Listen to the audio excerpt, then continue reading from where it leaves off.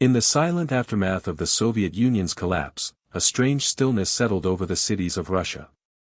The grandeur of once mighty avenues and towering apartment blocks seemed hollow, echoing with the memories of a regime that had vanished almost overnight. Neon signs flickered in the damp streets of Moscow and St. Petersburg, their glow illuminating puddles reflecting cracked facades and rusting infrastructure. People walked with a quiet wariness, as though the very air had shifted, carrying with it the uncertainty of a world stripped of rules, where old loyalties no longer applied and new dangers lurked behind every corner. It was a time when opportunity and risk were inseparable companions, and where some saw not only chaos but the chance to carve out power in the shadows.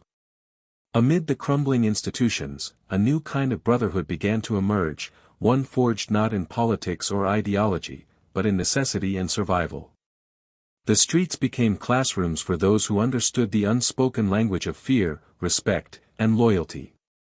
In dimly lit courtyards and smoke-filled backrooms, men whispered of debts owed and favors expected, negotiating alliances that could rise or crumble in a single evening. They wore their discipline like armor and their ruthlessness like a cloak, moving quietly yet decisively, careful to leave no trace of their influence in the open world. In those first days of the 1990s, the seeds of what would later be known as the Bratva were quietly planted, unnoticed by the majority, yet destined to reshape the criminal landscape. The term Bratva itself, meaning simply brotherhood, carried weight far beyond mere words. It promised protection to the loyal and swift retribution to the disloyal.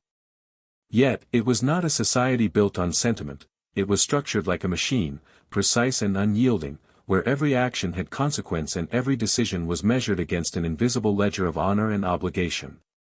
There was a code, unwritten yet universally understood, binding the members together while simultaneously keeping outsiders at a cautious distance. In those early days, the rules were absolute, yet survival required adaptability, a delicate balance between maintaining loyalty and exploiting opportunity. Life in post-Soviet cities was a mixture of vibrant renewal and lurking menace. The streets thrummed with new businesses, hurried deals, and the tentative excitement of a society testing its newfound freedoms. But beneath the surface, shadows moved with purpose. The Bratva thrived in the cracks of legality, taking advantage of privatized industries, unstable law enforcement, and the fear that had seeped into the hearts of ordinary citizens. Their presence was subtle, often unnoticed until the consequences of crossing them were painfully clear. It was a slow, deliberate growth, one marked by observation, patience, and the occasional display of violence meant to remind the world that the Brotherhood's reach was far greater than any individual could imagine. In the quiet corners of Moscow's backstreets, the Bratva's earliest members convened. They were men shaped by hardship, seasoned by survival, and motivated by ambition. Some were former soldiers who had fought in Afghanistan, carrying with them a knowledge of strategy, tactics, and an understanding of fear. Others were petty criminals who had learned the value of silence and discretion on the streets. Together, they formed a network that was as much about psychological dominance as it was about brute force. Every handshake, every nod, every unspoken glance was loaded with meaning, a silent acknowledgement of the rules and a test of trustworthiness. The world outside these gatherings was one of uncertainty and instability. Banks were in flux, political authority was fragile, and crime was no longer merely opportunistic, it became systemic, organized, and surprisingly sophisticated. The Bratva adapted quickly, capitalizing on the gaps left by institutions too weak or too disoriented to maintain order. They moved like shadows over the city, claiming influence not through overt confrontation but through subtle intimidation, clever maneuvering, and the quiet cultivation of allies in unexpected places. Slowly, methodically, the Brotherhood carved out its space, leaving traces of power in the silent corners of society that few dared to notice but everyone felt. And yet, even as they rose, there was an ever-present tension in the air, a reminder that the same forces that created the opportunity for dominance could just as easily lead to destruction. Allies could betray, rivals could strike, and the delicate balance of control could shift with the simplest miscalculation. The calm, almost meditative rhythm of post-Soviet nights hid the storm of ambition and danger underneath, a quiet tension that made every decision feel heavy and consequential. In those streets, where the past and future seemed equally fragile, the Bratva began to define not only the criminal underworld but the very essence of survival in a new Russia, a world where shadows had become as important as light. It was in this environment that the cold Brotherhood first learned its lessons in loyalty, power, and patience. Their rise was not sudden but calculated, built on observation, timing, and the precise execution of plans shaped by both necessity and desire. And while the cities slept, unaware of the forces quietly consolidating control in their midst, the Bratva was quietly establishing a legacy that would echo for decades, a chilling, fascinating blend of brotherhood, fear, and methodical ambition. In this world of shadows, the story of the Bratva begins, a story of men who moved silently yet decisively through the ruins of an empire, carving out power where law and order had faltered, and leaving behind an imprint of both awe and dread. The roots of organized crime in Russia stretched deep into the Soviet era, long before the Bratva emerged from the shadows of post-collapse chaos. Life under the rigid structures of the Soviet Union was defined by scarcity, control, and constant surveillance. Citizens navigated a world of shortages, rationed goods, and long lines where patience was a necessity and cunning often rewarded survival. In these conditions, the seeds of a black market thrived quietly, an underground ecosystem built not only on necessity but on ingenuity. From hidden stalls in crowded marketplaces to the clandestine trading of prohibited goods, the art of bending rules became a survival skill, a language understood by those who lived in the margins. For many, bending or breaking the law was not about greed, it was about feeding a family, maintaining dignity, and finding a sense of agency in a tightly controlled society. Within this environment, small-time criminals and hustlers began to form informal networks. They were not yet the cold, calculating figures of later decades, but they were learning the lessons of influence, trust, and loyalty that would become central to the Bratva's philosophy. Deals were negotiated in whispers, favors were remembered for years, and betrayals were never forgotten. The streets themselves became a school, teaching lessons that textbooks never could. Narrow alleys and abandoned buildings offered both refuge and rehearsal spaces for those who would one day orchestrate far more elaborate operations. Every clandestine exchange, every quiet observation of law enforcement patterns, became a stepping stone toward the understanding that survival required not only cunning but alliances, strategy, and sometimes ruthlessness. The psychological landscape of these early networks was shaped as much by fear as by necessity. Soviet citizens lived under the constant gaze of informants, and suspicion was a survival tool. For budding criminals, this meant learning to navigate a world where a misplaced word or a poorly judged act could have severe consequences. It was here, in this environment of constrained freedom and heightened awareness, that the foundational skills of the Bratva were quietly honed. Observation became second nature, loyalty became currency, and the balance between caution and opportunity dictated every choice. By the time the Soviet Union began to crumble, these networks were already skilled at exploiting both human and systemic weaknesses, ready to adapt to a world in which the rules had suddenly shifted. When the Soviet Empire dissolved, the carefully cultivated survival skills of these early criminals became tools of influence. The black markets, once small and regional, expanded into vast, sophisticated networks capable of moving money, goods, and information across vast territories. For ordinary citizens, the sudden lack of structure meant uncertainty; for ambitious criminals, it meant unprecedented opportunity. In cities like Moscow, St. Petersburg, and Kiev, men and women who had honed their instincts for survival now found themselves in a world where authority was fractured and resources were abundant but unprotected. The lessons of the streets, patience, observation, discretion, suddenly became powerful assets in a landscape where legal systems were slow, corruptible, or non-existent. At the heart of this transformation were small gangs that had been carefully observing the decay of state power. They were opportunists, yes, but also strategists who understood the value of hierarchy, communication, and secrecy. In quiet corners of apartments, warehouses, and even the empty rooms of state-run factories, these groups began to consolidate power. They recruited carefully, valuing loyalty above all else, and punished betrayal swiftly and quietly. The evolution from petty criminal networks to organized crime syndicates was gradual, almost imperceptible to outsiders, yet decisive in its effects. What emerged was a system that combined the cunning and adaptability of street-level criminals with the structure, discipline, and codes of a larger, enduring organization. Even as they expanded, these early networks paid careful attention to perception. Publicly, they were shadows, whispers, rumors. They understood that their influence grew not only through action but also through the suggestion of omnipresence. Street vendors, shopkeepers, and businessmen learned quickly that a quiet nod or a small favor could prevent complications far greater than the visible threat of violence. In this way, the Bratva of the early 1990s learned the delicate art of influence, power that was felt more than seen, authority wielded with subtlety, yet with consequences that were very real. But even in this environment of calculated opportunity, danger was never far away. Rivalries between emerging networks were common, and disagreements often turned lethal.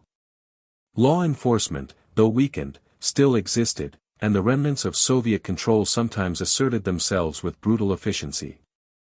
Every move required a careful assessment of risk, and trust was a fragile commodity. Those who thrived were the ones who could read people as easily as they read the streets, anticipating threats before they materialized and leveraging alliances before enemies had a chance to strike.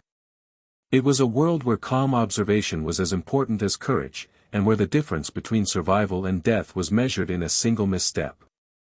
Amid this precarious landscape, the ethos that would define the Bratva began to take shape. Loyalty, secrecy, and the careful cultivation of reputation were not mere ideals, they were survival mechanisms. A promise made in a shadowed room could be more binding than any law, and a betrayal could echo for years, shaping the fates of friends, families, and rivals alike. The streets taught them that influence was a slow accumulation of trust, fear, and respect, and that power without patience was fleeting. By the time the Soviet system was no longer a force in daily life, these networks were ready, their leaders prepared to step into the void left by collapsed authority, ready to transform survival skills into dominance, whispers into commands, and shadows into a brotherhood whose reach would eventually stretch far beyond Russia's borders. In these formative years, then, the Bratva was more than an organization, it was a reflection of the world that had shaped it. It was a product of scarcity, surveillance, and subtle resistance, a brotherhood born not from ideology but from circumstance. And in the quiet moments of post-Soviet nights, when the streets were empty and the neon signs flickered against the darkened buildings, the earliest architects of the Cold Brotherhood were already learning the lessons that would define their rise: observation, patience, loyalty, and a chilling understanding that the shadows were often more powerful than the light. As the chaos of the early 1990s unfolded across Russia, small criminal networks began to realize that survival alone was no longer enough. The streets of Moscow, St. Petersburg, and other major cities were teeming with opportunity, but also with unpredictable danger. The collapse of centralized authority created gaps in which ambitious men could operate, yet those who moved recklessly often disappeared quietly, leaving only whispers behind. It was in this fragile environment that the earliest iterations of the Bratva began to take shape, not as a single organization but as a series of alliances, tenuous yet potent, formed through necessity and mutual respect.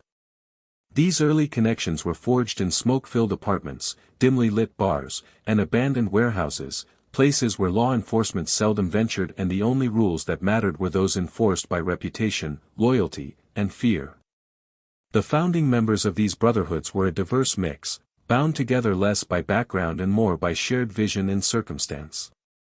Some had been soldiers in far-flung conflicts, returning home hardened by experience and skilled in tactics, discipline, and survival under extreme conditions. Others were petty criminals, seasoned through years of minor heists, black market trading, and navigating the treacherous bureaucracy of a collapsing state. Despite their differences, all shared an understanding that the world had shifted, and with that shift came the possibility to construct something enduring, a network that could survive, and even thrive, where chaos reigned. Together, they began to create a structure that emphasized hierarchy, rules, and loyalty, carefully observing who could be trusted and who could not. The rituals and codes that would become signature to the Bratva emerged gradually during these formative years. Initiations were often simple yet symbolic, designed to test courage, discretion, and commitment. It was not enough to display bravado, one had to demonstrate understanding of the unspoken rules that govern behavior within the Brotherhood. Initiates were expected to act in silence, to prioritize the collective over personal gain, and to internalize a code that valued loyalty above almost all else. Those who failed, even in small ways, risked ostracism or worse. The process of becoming a member was as much a psychological trial as a physical one, teaching newcomers that power came not from aggression alone but from patience, observation, and a deep understanding of human nature. These alliances were not static, they evolved constantly, responding to threats, opportunities, and rivalries. Every handshake and nod carried weight, and every action was observed with a meticulous eye.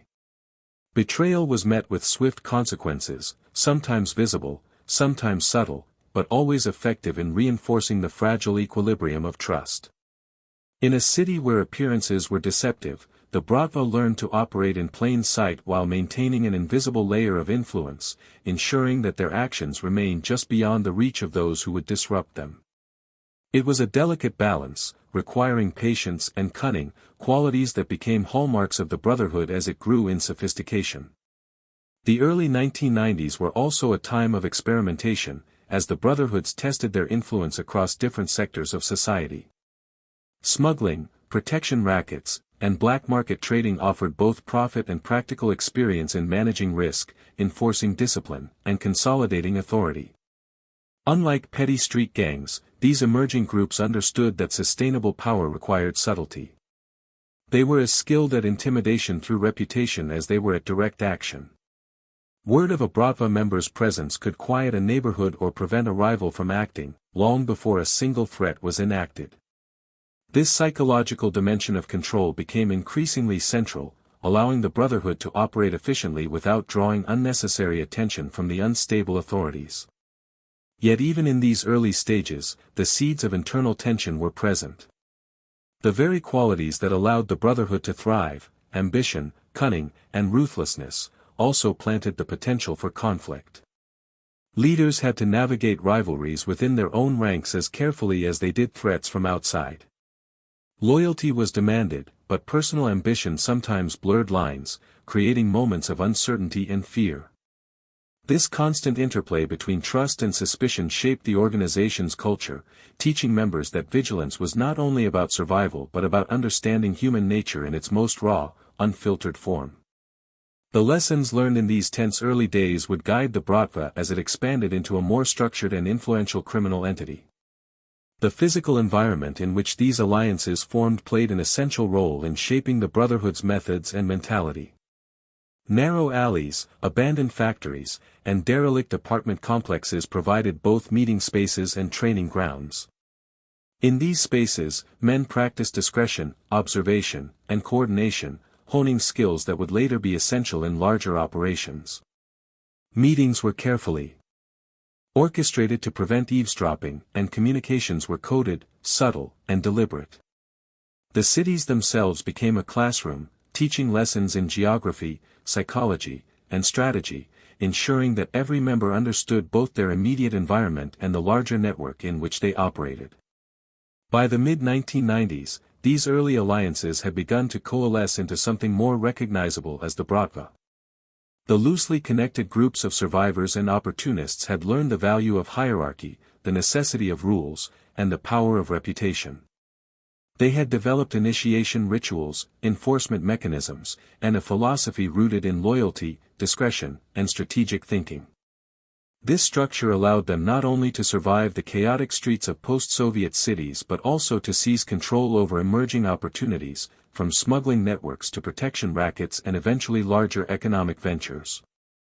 In essence, the Brotherhood had transformed from a collection of disparate groups into a cohesive force, capable of projecting influence and exacting control in ways that the unprepared could neither foresee nor counter. It is important to understand that the rise of these early alliances was not driven purely by greed or desire for notoriety. The men who formed the Bratva were responding to a world in flux, a landscape where law and order had been suspended and opportunity was intertwined with peril. In this context, the creation of a structured, disciplined brotherhood was as much about survival as it was about ambition. They learned to navigate complexity, to leverage fear and respect, and to anticipate challenges before they arose. Each small alliance, each act of discretion or strategy, contributed to a foundation that would support decades of influence and infamy. In the quiet, rain-soaked streets of Moscow, the lessons of these formative years echoed in every alley, every darkened doorway, and every whispered conversation. Men who had once been outsiders now discovered that power could be cultivated through patience, loyalty, and subtlety. By the time the first decade of the 1990s drew to a close, the Bratva had begun to assert itself as a presence impossible to ignore, a brotherhood forged in the crucible of chaos, united by necessity, and prepared to navigate the dangerous, ever-shifting landscape of a world reborn from the shadows of a fallen empire. The cold brotherhood was no longer a possibility, it was a reality, quietly rising while the cities around it slept, shaping the underworld in ways that would resonate for decades to come. Within the early formations of the Bratva, one concept stood above all else, the code of honor, a strict set of rules known as the Vor v Zakon, or thieves in law. Unlike the laws of the state, which had crumbled or were easily corrupted in post-Soviet society, this code was absolute. It was an unwritten constitution that bound members together, a framework that dictated behavior, loyalty, and consequences with a precision that was as chilling as it was effective. The code was not born of sentiment, it was forged in the necessity of survival, a social contract designed to maintain order among men who might otherwise have descended into chaos. It demanded loyalty above personal ambition, silence above gossip, and obedience above emotion. Those who broke it were not merely punished, they were erased from the network, their names whispered only as warnings to others.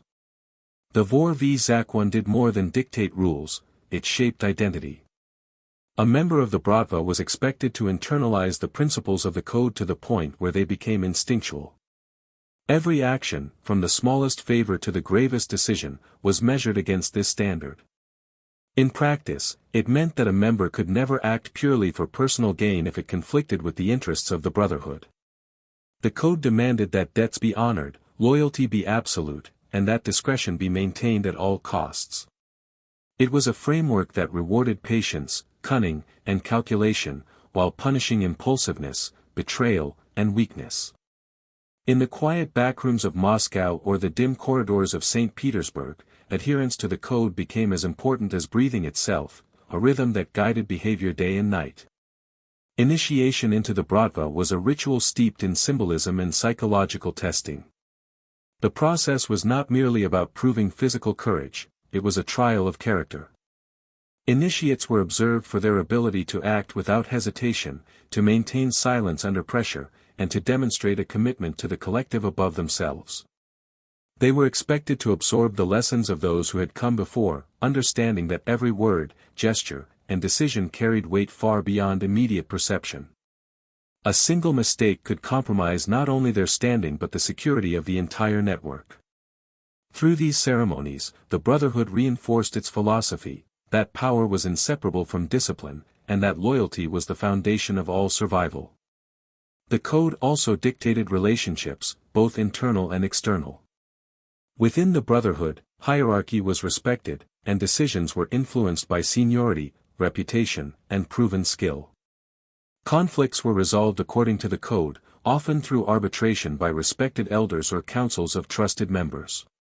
The consequences for breaking rules were severe but deliberate, meant to maintain order without unnecessary chaos. Outside the organization, the code projected an aura of invincibility and respect. Those who crossed a Bratva member, or failed to recognize their influence, learned quickly that the repercussions could be swift, decisive, and merciless. Fear, in this context, was a tool as essential as loyalty, a silent enforcer of the Brotherhood's will. What made the code so compelling was its paradoxical nature. It created a sense of honor and fraternity in a world that was otherwise ruthless and unpredictable. Brotherhood and trust were not mere platitudes, they were mechanisms for survival. Members were bound together not only by fear or necessity but by shared values that reinforced cohesion. In the same breath, the code demanded ruthlessness. The same hand that offered protection could deliver punishment without hesitation. This duality, simultaneously nurturing and lethal, was at the heart of the Bratva's identity. It ensured that while the world outside was unstable, the internal world of the Brotherhood remained disciplined, predictable, and extraordinarily effective. The Vor v Zakwan also emphasized discretion. Silence was as powerful as any weapon. Members were trained to observe without being observed, to act without leaving traces, and to communicate through coded messages when words were necessary. In the early 1990s, when law enforcement was inconsistent and corruption widespread, this discretion allowed the Bratva to operate in plain sight. Their influence spread through a combination of reputation, careful alliances, and calculated intimidation. They did not need to display force at every turn, the mere suggestion of their presence was often sufficient to ensure compliance. This strategy of invisible power became one of their defining characteristics, a hallmark that distinguished them from more overtly violent street gangs. Yet, the code was not inflexible. While it demanded strict adherence, it also allowed for strategic interpretation, particularly in the face of survival or expansion. Wise leaders understood when to adapt the rules to protect the collective or to exploit an opportunity. This flexibility, however, came with immense responsibility. Misjudgment could lead to internal strife or external vulnerability, and the line between prudence and recklessness was thin. Members were constantly tested, not only by rivals or law enforcement but by the complex interplay of human ambition, loyalty, and morality. The code, in this sense, was a living document, guiding behavior while demanding continual vigilance. Over time, the influence of the code extended beyond the immediate confines of the Brotherhood. It shaped interactions with other criminal organizations, providing a framework for negotiation, alliance, and conflict resolution. Respect for the code became a form of currency in the underworld, a language understood by those who had navigated the same harsh realities. The Bratva's reputation for discipline, loyalty, and methodical ruthlessness spread quietly but effectively, creating a mystique that preceded their physical presence. To outsiders, the code seemed almost mythical, a blend of law, philosophy, and tradition that governed men who lived in the shadows yet wielded influence far beyond what the naked eye could perceive. In the quiet nights of post-Soviet cities, the lessons of the Vor v Zakwan echoed in every shadowed alley and abandoned building. The early members of the Bratva internalized these lessons, carrying them into every decision, every alliance, and every confrontation. The code was more than survival, it was identity, purpose, and method. It shaped the character of the Brotherhood, instilled fear in rivals, inspired loyalty in allies, and ensured that even in a world stripped of formal law, order, and power, remained firmly in the hands of those who understood and respected the rules of the shadows. It was this code that would define the Bratva, allowing them to rise with precision, maintain cohesion through chaos, and project influence that was as subtle as it was terrifying, setting the stage for the Cold Brotherhood to become a formidable force in the post-Soviet underworld. The early 1990s were a period of unprecedented upheaval in Russia, a time when the old rules had crumbled and the new world had yet to be written. Cities that had once been governed by strict order and surveillance now buzzed with uncertainty. Privatization swept through industries, state-owned enterprises dissolved, and opportunities, both legitimate and illicit, emerged in equal measure. For the Bratva, this chaos was not merely a backdrop but a fertile ground in which to cultivate power. They moved quietly yet decisively, studying the fractures in society and learning how to exploit them. In a landscape defined by unpredictability, patience and observation became more valuable than sheer force. The rise of the Brotherhood was methodical. They began by consolidating influence in local neighborhoods, establishing control over small enterprises, and subtly enforcing their authority through protection, persuasion, or intimidation. Their presence was felt, even if rarely seen, as whispers of the Bratva spread through marketplaces, factories, and offices. Ordinary citizens learned quickly that compliance, or even quiet acknowledgement, was preferable to defiance. In this way, the Bratva expanded not through immediate, overt displays of violence, but through calculated, incremental influence that created both dependency and fear. Their approach was as much psychological as it was practical, allowing them to grow steadily without attracting excessive attention from law enforcement or rivals who might underestimate them. Economic instability created new avenues for wealth and influence. Privatization of state assets provided openings for clever manipulation, and black markets expanded exponentially as goods and services were redistributed in ways that bypassed regulation. The Bratva leveraged their deep knowledge of survival and street networks to navigate this environment with precision.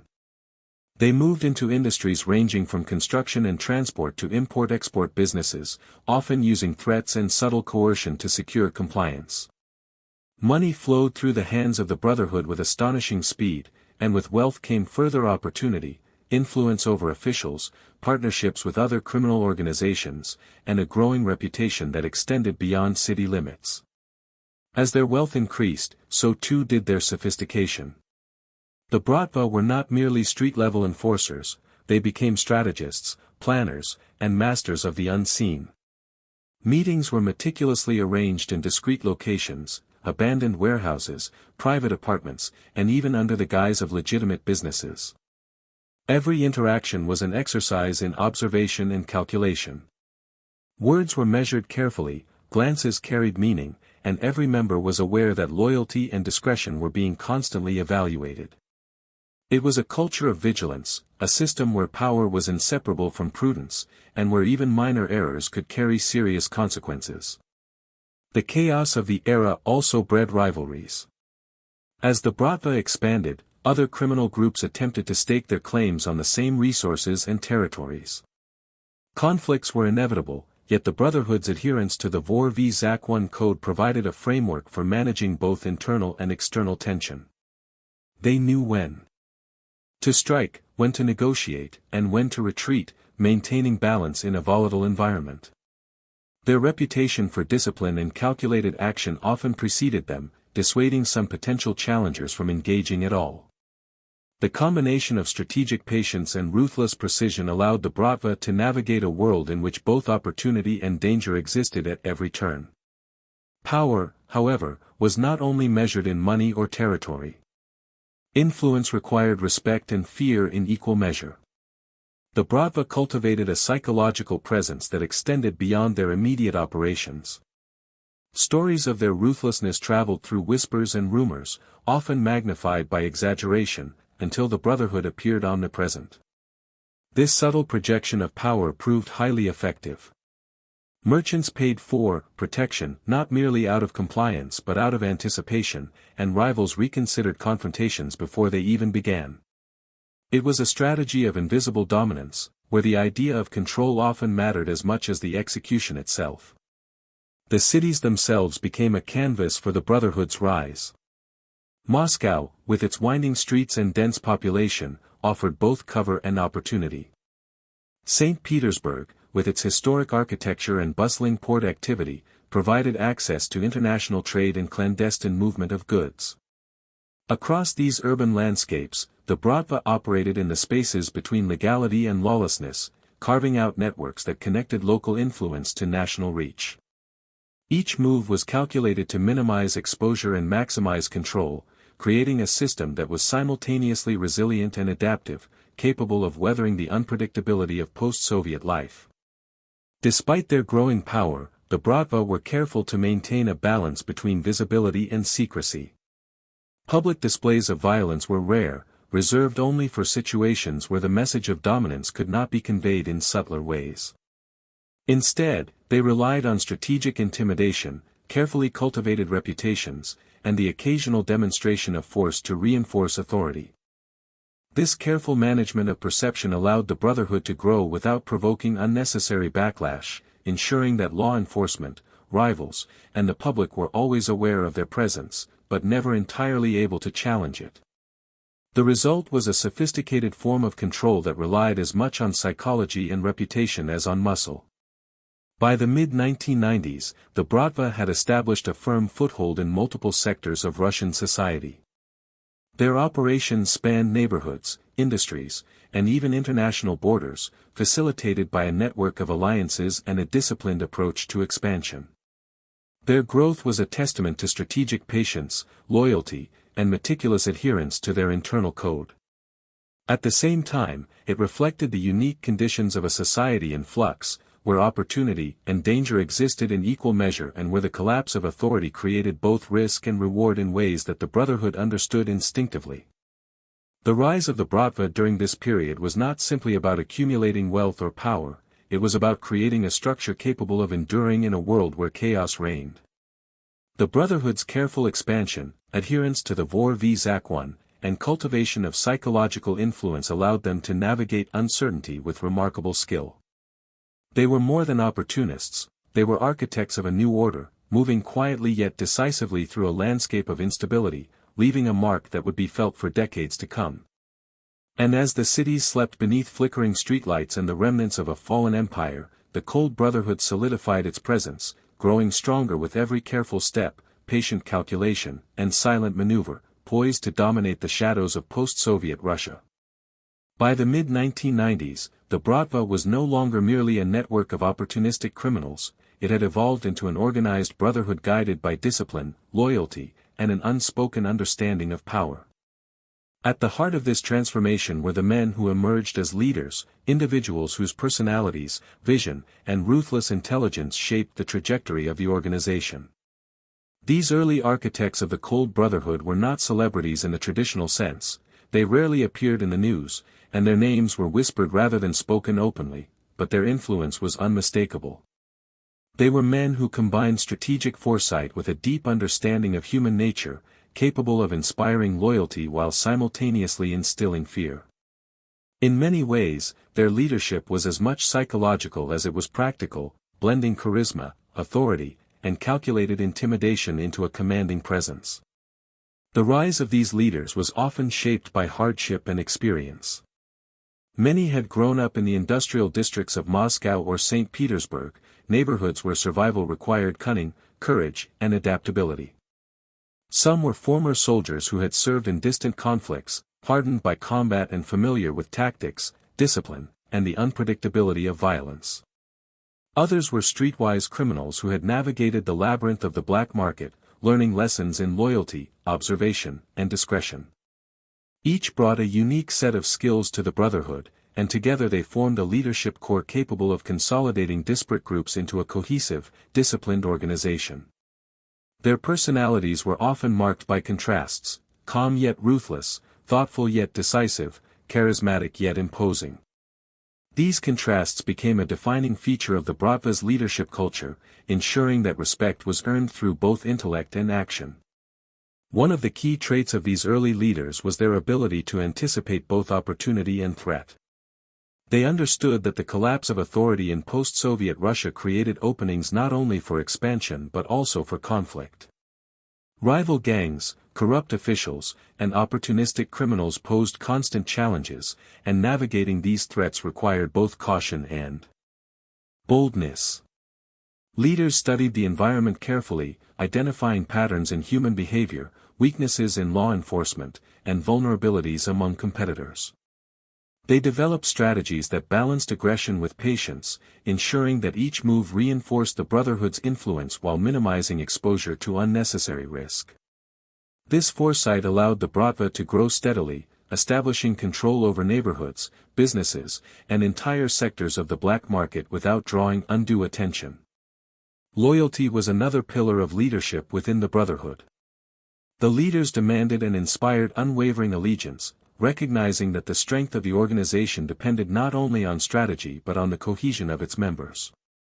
Initiation ceremonies, mentorship, and careful observation ensured that those who entered the Brotherhood understood the expectations of discipline, discretion, and obedience. Leaders reinforced these principles through example as much as through authority, demonstrating both the rewards of loyalty and the consequences of betrayal. In doing so, they cultivated an internal culture that valued unity and collective purpose above personal ambition, a culture that allowed the Bratva to operate effectively even in moments of extreme volatility. The leaders' influence extended beyond internal management. They understood that reputation was as crucial as direct control. Strategic demonstrations of power, whether through subtle intimidation or calculated enforcement, projected authority beyond the immediate sphere of the Brotherhood. Stories of their ruthlessness circulated quietly, often amplified by exaggeration or rumor, creating an aura of omnipresence that reinforced compliance without requiring constant action. Merchants, officials, and rival groups learned that defiance carried risks far greater than any immediate gain, and the mere suggestion of a leader's involvement could influence decisions, shape negotiations, and maintain order. Leadership in this context was as much about psychological mastery as it was about operational efficiency. Despite their discipline and foresight, these leaders were not immune to the pressures and dangers of their environment. The volatile post-Soviet landscape demanded constant vigilance. Betrayals, rivalries, and law enforcement intervention were persistent threats, and even the most calculated decisions carried risk. Leaders had to manage not only external challenges but also internal dynamics, balancing ambition with loyalty, enforcement with discretion, and authority with mentorship. Mistakes could ripple through the organization, weakening cohesion or exposing vulnerabilities. Yet those who succeeded demonstrated remarkable resilience, turning challenges into opportunities and navigating complexity with skill and patience. Their ability to do so cemented their position, establishing a model of leadership that would guide the Bratva for decades. The personalities of these early leaders often shaped the culture and operational style of the Brotherhood. Some were known for their calm, methodical approach, preferring subtle influence and strategic maneuvering over overt displays of violence. Others were more direct, relying on decisive action and the occasional demonstration of force to command respect. Together, these contrasting styles created a balance within the leadership, ensuring that the organization could adapt to a wide range of situations. Decisions were often discussed and evaluated, blending intuition with experience, and ensuring that the Brotherhood moved with both purpose and flexibility. In this way, the leaders of the Bratva were as much architects of culture as they were managers of operations, shaping the values, methods, and identity of the organization. By the late 1990s, the influence of these leaders had solidified. The Brotherhood's reach extended across major cities and into international networks, facilitated by alliances, strategic investments, and careful management of both loyalty and perception. The leaders had built an organization capable of operating efficiently under pressure, projecting authority, and responding to threats with precision. Their guidance ensured that the Bratva was not merely a collection of opportunistic criminals but a disciplined, cohesive entity with a philosophy, strategy, and enduring influence. Through their vision, intelligence, and unwavering commitment to the code, they transformed the Cold Brotherhood from a loosely connected network into a formidable, structured force in the post-Soviet underworld. In the quiet, rain-drenched streets of Moscow, these leaders moved with a calm confidence that masked the complexity of their operations. Every meeting, every decision, every alliance was calculated with care, and every member of the Brotherhood understood the weight of their guidance. The early architects of the Bratva had not only survived the turbulence of post-Soviet Russia but had thrived, creating a legacy of strategic thinking, psychological mastery, and disciplined authority. Their influence would shape the course of the organization for years to come, solidifying the Brotherhood's reputation as a force to be reckoned with and establishing the foundations of power, loyalty, and control that defined the Cold Brotherhood's ascent. As the Bratva consolidated its leadership and internal cohesion, attention naturally turned to expansion, an endeavor requiring not only strategy but patience, subtlety, and an intimate understanding of the post-Soviet landscape. The chaotic economy of the 1990s presented endless opportunities for those willing to navigate its uncertainties.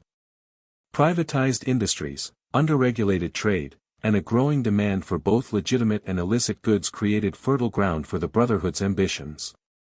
Unlike other criminal organizations that relied solely on street-level violence, the Bratva recognized that influence and wealth were best cultivated through a combination of strategic presence, psychological control, and the careful exploitation of gaps in law and order. Expansion was a methodical process, executed with patience and precision, ensuring that every step strengthened the network's reach while minimizing exposure to risk. The Brotherhood's first forays into larger industries were deliberate and calculated. Construction, transport, and logistics offered both profit and strategic advantage. Controlling a transport route, for instance, was not merely about moving goods, it was about establishing dominance over territory, creating relationships with local officials, and projecting influence through perceived omnipresence. Smuggling and import-export operations, particularly along Russia's extensive borders and ports, became crucial elements of this expansion. By controlling movement of goods, the Bratva gained both wealth and leverage, turning infrastructure into an instrument of power.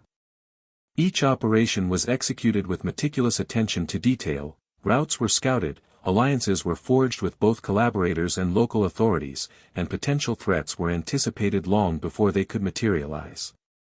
Expansion was not limited to financial ventures, it was also geographical and territorial. Moscow and St. Petersburg served as initial strongholds, but the Brotherhood sought to extend its influence into secondary cities, industrial hubs, and transport corridors. Local gangs and criminal networks were either absorbed, allied with, or neutralized through a combination of negotiation and demonstration of force. The Bratva's method was always careful, measured, and adaptable. Rather than relying on sheer aggression, they cultivated reputation, trust, and fear, often simultaneously. By the late 1990s, the Brotherhood's presence was felt across a significant portion of the Russian urban landscape, a network bound together not only by hierarchy and loyalty but also by subtle influence that extended into previously untouched sectors of society. The psychological dimension of expansion was equally important. The Bratva understood that perception often mattered more than reality. Rumors of power, whispered tales of ruthlessness, and carefully orchestrated displays of authority created an aura that extended far beyond the immediate reach of their operations. Merchants paid for protection not simply out of fear of violence but in recognition of the Brotherhood's reputation for precision and consequence. Rivals hesitated before challenging a force that appeared omnipresent, even if the majority of its power remained unseen. In essence, the Bratva projected control like a shadow, influencing actions, decisions, and loyalties before a single hand was lifted, allowing them to expand with minimal friction and maximum psychological leverage. Control over economic sectors was often intertwined with relationships to the remnants of state power. Officials, bureaucrats, and law enforcement personnel were engaged selectively, offering cooperation where it benefited the Brotherhood while avoiding overexposure. Bribery, persuasion, and subtle intimidation became tools of governance within the underworld, ensuring that the organization could operate effectively without attracting unwanted attention. Every relationship was carefully managed, every alliance weighed against both short-term gains and long-term stability. Expansion, in this sense, was not chaotic but a sophisticated orchestration of influence, ensuring that wealth, territory, and authority grew hand in hand, reinforcing the Brotherhood's dominance across multiple levels of society. One of the defining features of the Bratva's expansion strategy was its ability to blend legitimate and illegitimate enterprises. Restaurants, import businesses, warehouses, and small manufacturing operations served as both profitable ventures and covers for illicit activities. This duality allowed the Brotherhood to move freely, mask its operations, and secure additional revenue streams, creating layers of resilience and security. At the same time, it fostered integration into the broader social and economic fabric, ensuring that the Brotherhood was not perceived solely as a criminal force but as an influential actor capable of providing jobs, stability, and even protection to local communities. In this way, expansion was as much about shaping perception as it was about acquiring tangible assets. The methodical approach to growth also relied heavily on the mentorship and guidance of experienced members. Younger recruits and new allies were carefully trained to understand both the mechanics of operations and the philosophy underpinning the Brotherhood. Observation, discretion, and patience were emphasized above impulsive action. Every expansion plan was scrutinized for potential risks, opportunities, and implications. This rigorous approach ensured that even as the organization grew rapidly, it retained cohesion, discipline, and strategic clarity, preventing the chaos that often plagued other criminal enterprises during periods of rapid growth. By the late 1990s, the Bratva had transformed from a collection of localized networks into a multifaceted organization capable of exerting influence across industries, territories, and social spheres. Their expansion was not merely a matter of power or wealth, it was the careful cultivation of dominance, reputation, and operational efficiency. Through strategic investments, territorial control, and psychological influence, the Brotherhood had secured a position from which it could shape outcomes, manage rivals, and maintain authority with remarkable precision.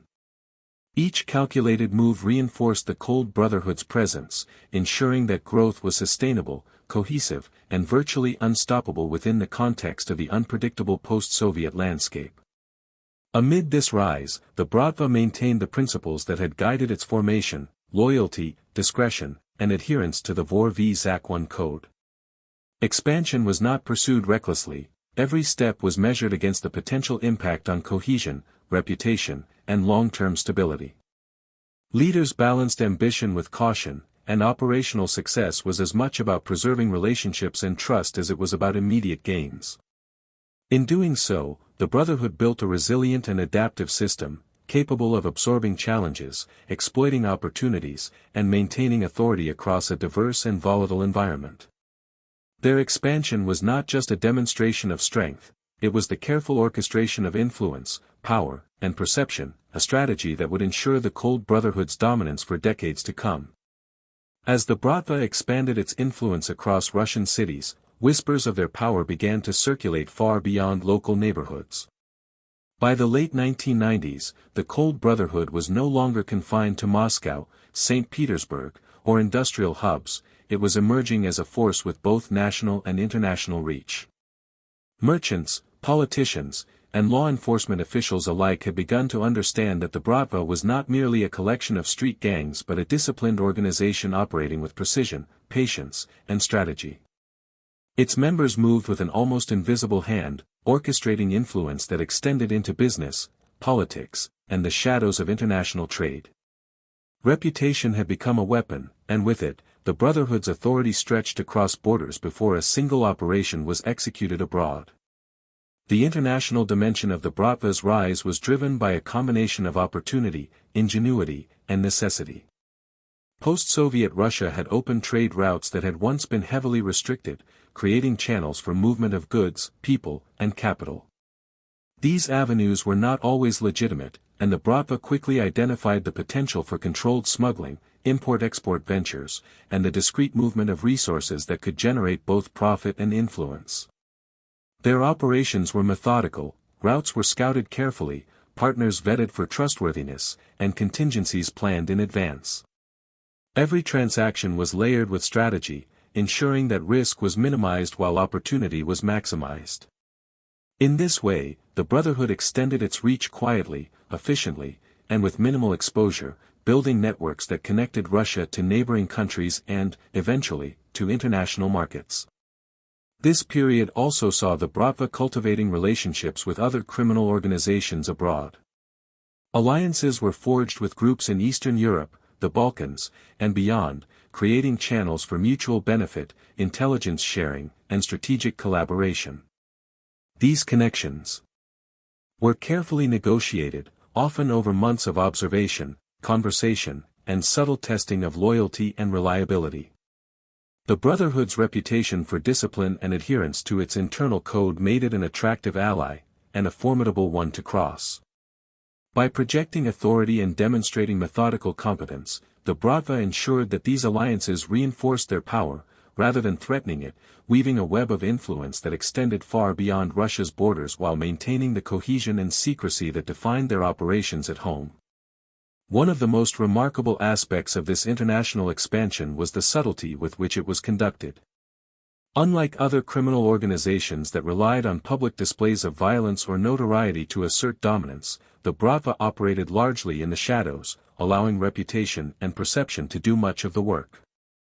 Stories of their ruthlessness traveled faster than their physical presence, ensuring that fear and respect preceded them in foreign markets. Merchants, law enforcement, and rival groups often adjusted their behavior based on the perceived reach of the Brotherhood, demonstrating the effectiveness of psychological influence as a strategic tool. In essence, the Bratva had mastered the art of invisible power, shaping environments, influencing decisions, and controlling outcomes without necessarily appearing in public. The expansion also relied heavily on financial acumen. Money generated from domestic operations was strategically reinvested into both legal and illicit ventures abroad, creating a diversified portfolio that offered resilience and flexibility. Investments were chosen not merely for immediate profit but for strategic advantage, controlling a key warehouse, owning transport routes, or influencing a regulatory framework could all serve the Brotherhood's broader objectives. This approach elevated the organization beyond simple criminal enterprise into a sophisticated network capable of planning long-term influence while maintaining operational security. Wealth became both a tool and a shield, enabling the Bratva to maintain autonomy, reward loyalty, and neutralize potential threats efficiently. Even as the organization grew, the principles that had guided its early years remained central to its identity. Loyalty, discretion, and adherence to the Vor v Zakwan code were as crucial in international operations as they were in local neighborhoods. Leaders carefully monitored behavior, ensuring that expansion did not dilute the Brotherhood's discipline or culture. Every member, from those managing logistics in Moscow to those coordinating operations abroad, was trained to internalize the code, observing it not as a set of arbitrary rules but as a guiding philosophy that ensured survival, cohesion, and success. It was this combination of rigorous internal discipline and strategic external engagement that allowed the Bratva to rise with remarkable resilience, adapting to complex environments without compromising its identity. The growing notoriety of the Bratva also had a feedback effect on its domestic power. International reach amplified prestige at home, reinforcing authority among local members and competitors alike. Allies were drawn in by the promise of collaboration, rivals hesitated at the thought of confrontation, and communities learned to respect the invisible yet omnipresent hand of the Brotherhood. By carefully managing perception, both domestically and abroad, the Bratva ensured that its influence extended across multiple dimensions of society. Wealth, power, and reputation became intertwined, creating a multifaceted dominance that was difficult to challenge directly. In this phase of growth, the organization also began experimenting with influence over local governance and officials, albeit subtly. Bribes, favors, and strategic persuasion allowed certain members to secure cooperation without overtly revealing their involvement. In some cases, officials became unwilling collaborators, ensuring that Bratva operations could continue unimpeded while maintaining plausible deniability. This strategy exemplified the Brotherhood's sophistication. Influence was wielded quietly, effectively, and without unnecessary exposure, blending legal and illicit methods in a way that reinforced both control and invisibility. It was a delicate balancing act, but one that further solidified the Bratva's position as a dominant force in the post-Soviet underworld. By the turn of the millennium, the Bratva had evolved into a highly organized, internationally connected brotherhood whose influence was felt across multiple domains. Their rise was not abrupt or flashy, it was the result of careful observation, strategic patience, disciplined execution, and adherence to a code that governed every aspect of their operations. The Cold Brotherhood had become more than a local network of criminals, it was a sophisticated, adaptable force capable of projecting power far beyond what the eye could see. As the world around them adjusted to the new realities of post-Soviet life, the Bratva stood as both a reflection and a product of its time, disciplined, calculated, and silently omnipresent, a brotherhood that would shape the shadows for decades to come. As the Bratva solidified its domestic and international influence, the inevitable reality of conflict began to emerge. Expansion, by its very nature, brought the Cold Brotherhood into contact with rival gangs, independent criminal networks, and opportunistic individuals eager to stake their own claims in the post-Soviet underworld. These confrontations were not always violent at first, they often took the form of negotiation, subtle intimidation, or psychological maneuvering. Yet, as the Brotherhood's reputation grew, so too did the stakes, and the delicate balance between influence and aggression became a constant challenge. Every expansion into a new territory or industry had to be carefully calculated to minimize risk while asserting authority, and failure could result not only in loss of revenue but in fatal consequences for the members involved. The Bratva's approach to conflict was methodical, blending strategy, patience, and precision. Leaders emphasized intelligence gathering above brute force, observing rival groups' behavior, alliances, and vulnerabilities before committing to action. In many cases, the mere suggestion of the Brotherhood's presence was enough to prevent confrontation, as the fear inspired by reputation often outweighed the desire for direct conflict. This psychological dominance became one of the Brotherhood's most potent tools. Opponents hesitated, competitors second-guessed their moves, and allies remained steadfast in loyalty, knowing that the organization's influence extended far beyond what could be seen on the streets. Violence was used sparingly, reserved for moments when subtlety and negotiation could no longer achieve the desired outcome. Internal discipline was equally crucial in managing these conflicts. The Vor v Zakwan Code provided a framework that guided behavior, ensuring that loyalty, discretion, and hierarchy were maintained even under extreme pressure.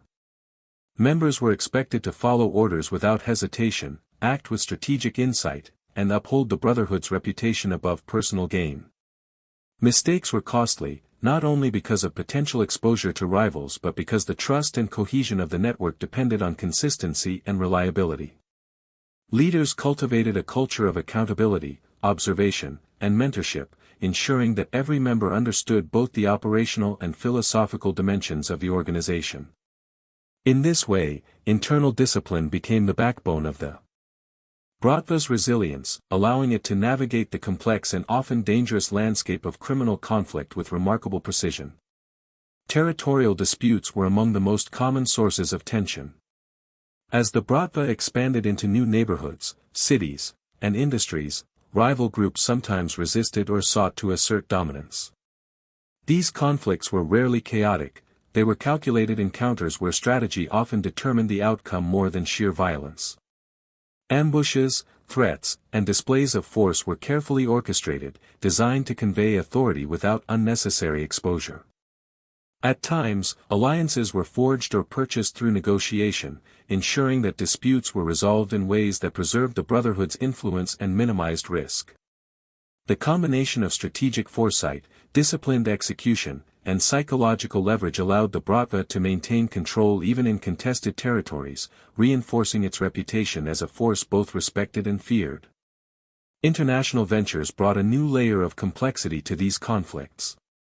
Cross-border operations exposed the Brotherhood to rival networks in neighboring countries, each with its own rules, loyalties, and codes of conduct. Navigating these dynamics required subtle diplomacy, careful observation, and selective action. Leaders often engaged in prolonged negotiation, testing the reliability of partners and the intentions of potential adversaries before committing resources. In some cases, conflict was avoided entirely through strategic alliances, while in others, decisive enforcement of the Brotherhood's authority was necessary to protect operations and maintain credibility.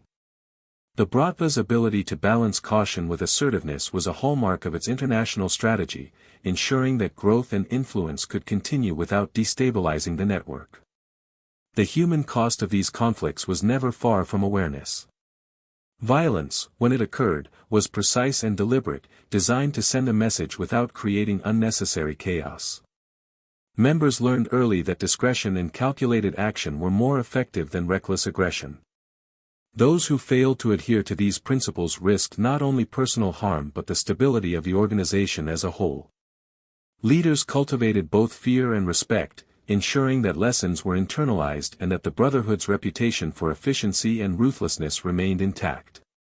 In this environment, every action carried weight, every decision was consequential, and survival depended on discipline, observation, and strategic thinking.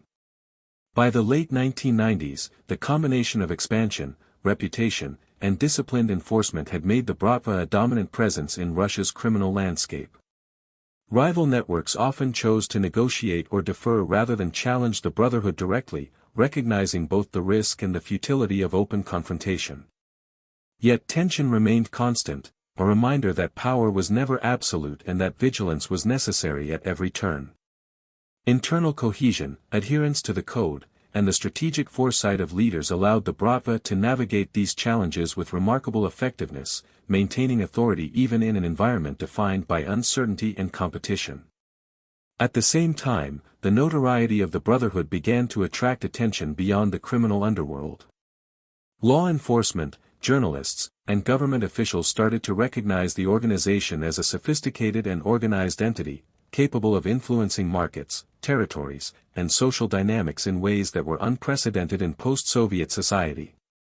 This visibility added another layer of complexity, requiring the Bratva to balance discretion with the demands of operations, reputation, and expansion. Every step was measured, every action calculated, and every move designed to reinforce authority while minimizing risk. The Cold Brotherhood's ability to maintain this balance was a testament to its discipline, strategy, and organizational culture. In these years, the Bratva demonstrated that power was not merely about violence or wealth, it was about influence, reputation, and strategic control. Conflicts, both internal and external, tested the organization, but discipline, intelligence, and adherence to the Vor v Zakon allowed the Brotherhood to navigate challenges effectively. Rivalries were managed, alliances were strengthened, and operations continued to expand both domestically and internationally. The Cold Brotherhood had matured into a force that combined strategy, psychological influence, and operational precision, establishing itself as one of the most formidable criminal organizations in the post-Soviet world. And as Moscow, St. Petersburg, and other cities slept beneath the quiet hum of streetlights, the Brotherhood maintained its presence, ever vigilant, ever calculating, and always prepared for the next challenge that might arise in a world defined by both opportunity and danger. By the turn of the millennium, the Bratva had transformed from a loose network of opportunistic criminals into a disciplined and highly organized syndicate capable of executing operations with chilling precision. High-profile criminal enterprises became their calling card, showcasing not only the Brotherhood's audacity but also the careful planning and strategic foresight that defined their approach. Unlike street gangs that relied on impulsive violence or chaotic confrontation, the Bratva operated with methodical control, combining intelligence gathering, careful logistics, and psychological dominance to achieve their objectives. Each operation, no matter how large or small, was orchestrated with an understanding of timing, consequence, and the perception of power, ensuring that results reinforced both authority and reputation. The scope of these operations was vast, spanning industries, territories, and international connections. Smuggling of goods, ranging from luxury items to contraband, became a cornerstone of the Brotherhood's financial network. Operations were meticulously planned, routes were scouted in advance, collaborators carefully vetted, and contingencies developed for potential interference from law enforcement or rival groups. The Bratva's members understood that success depended as much on discretion as on force, and subtlety was often preferred over overt displays of aggression. By carefully managing perception, the organization created an aura of invincibility, ensuring that compliance and fear worked hand in hand to secure objectives with minimal confrontation. Beyond smuggling, the Brotherhood moved into extortion, protection rackets, and infiltration of legitimate businesses.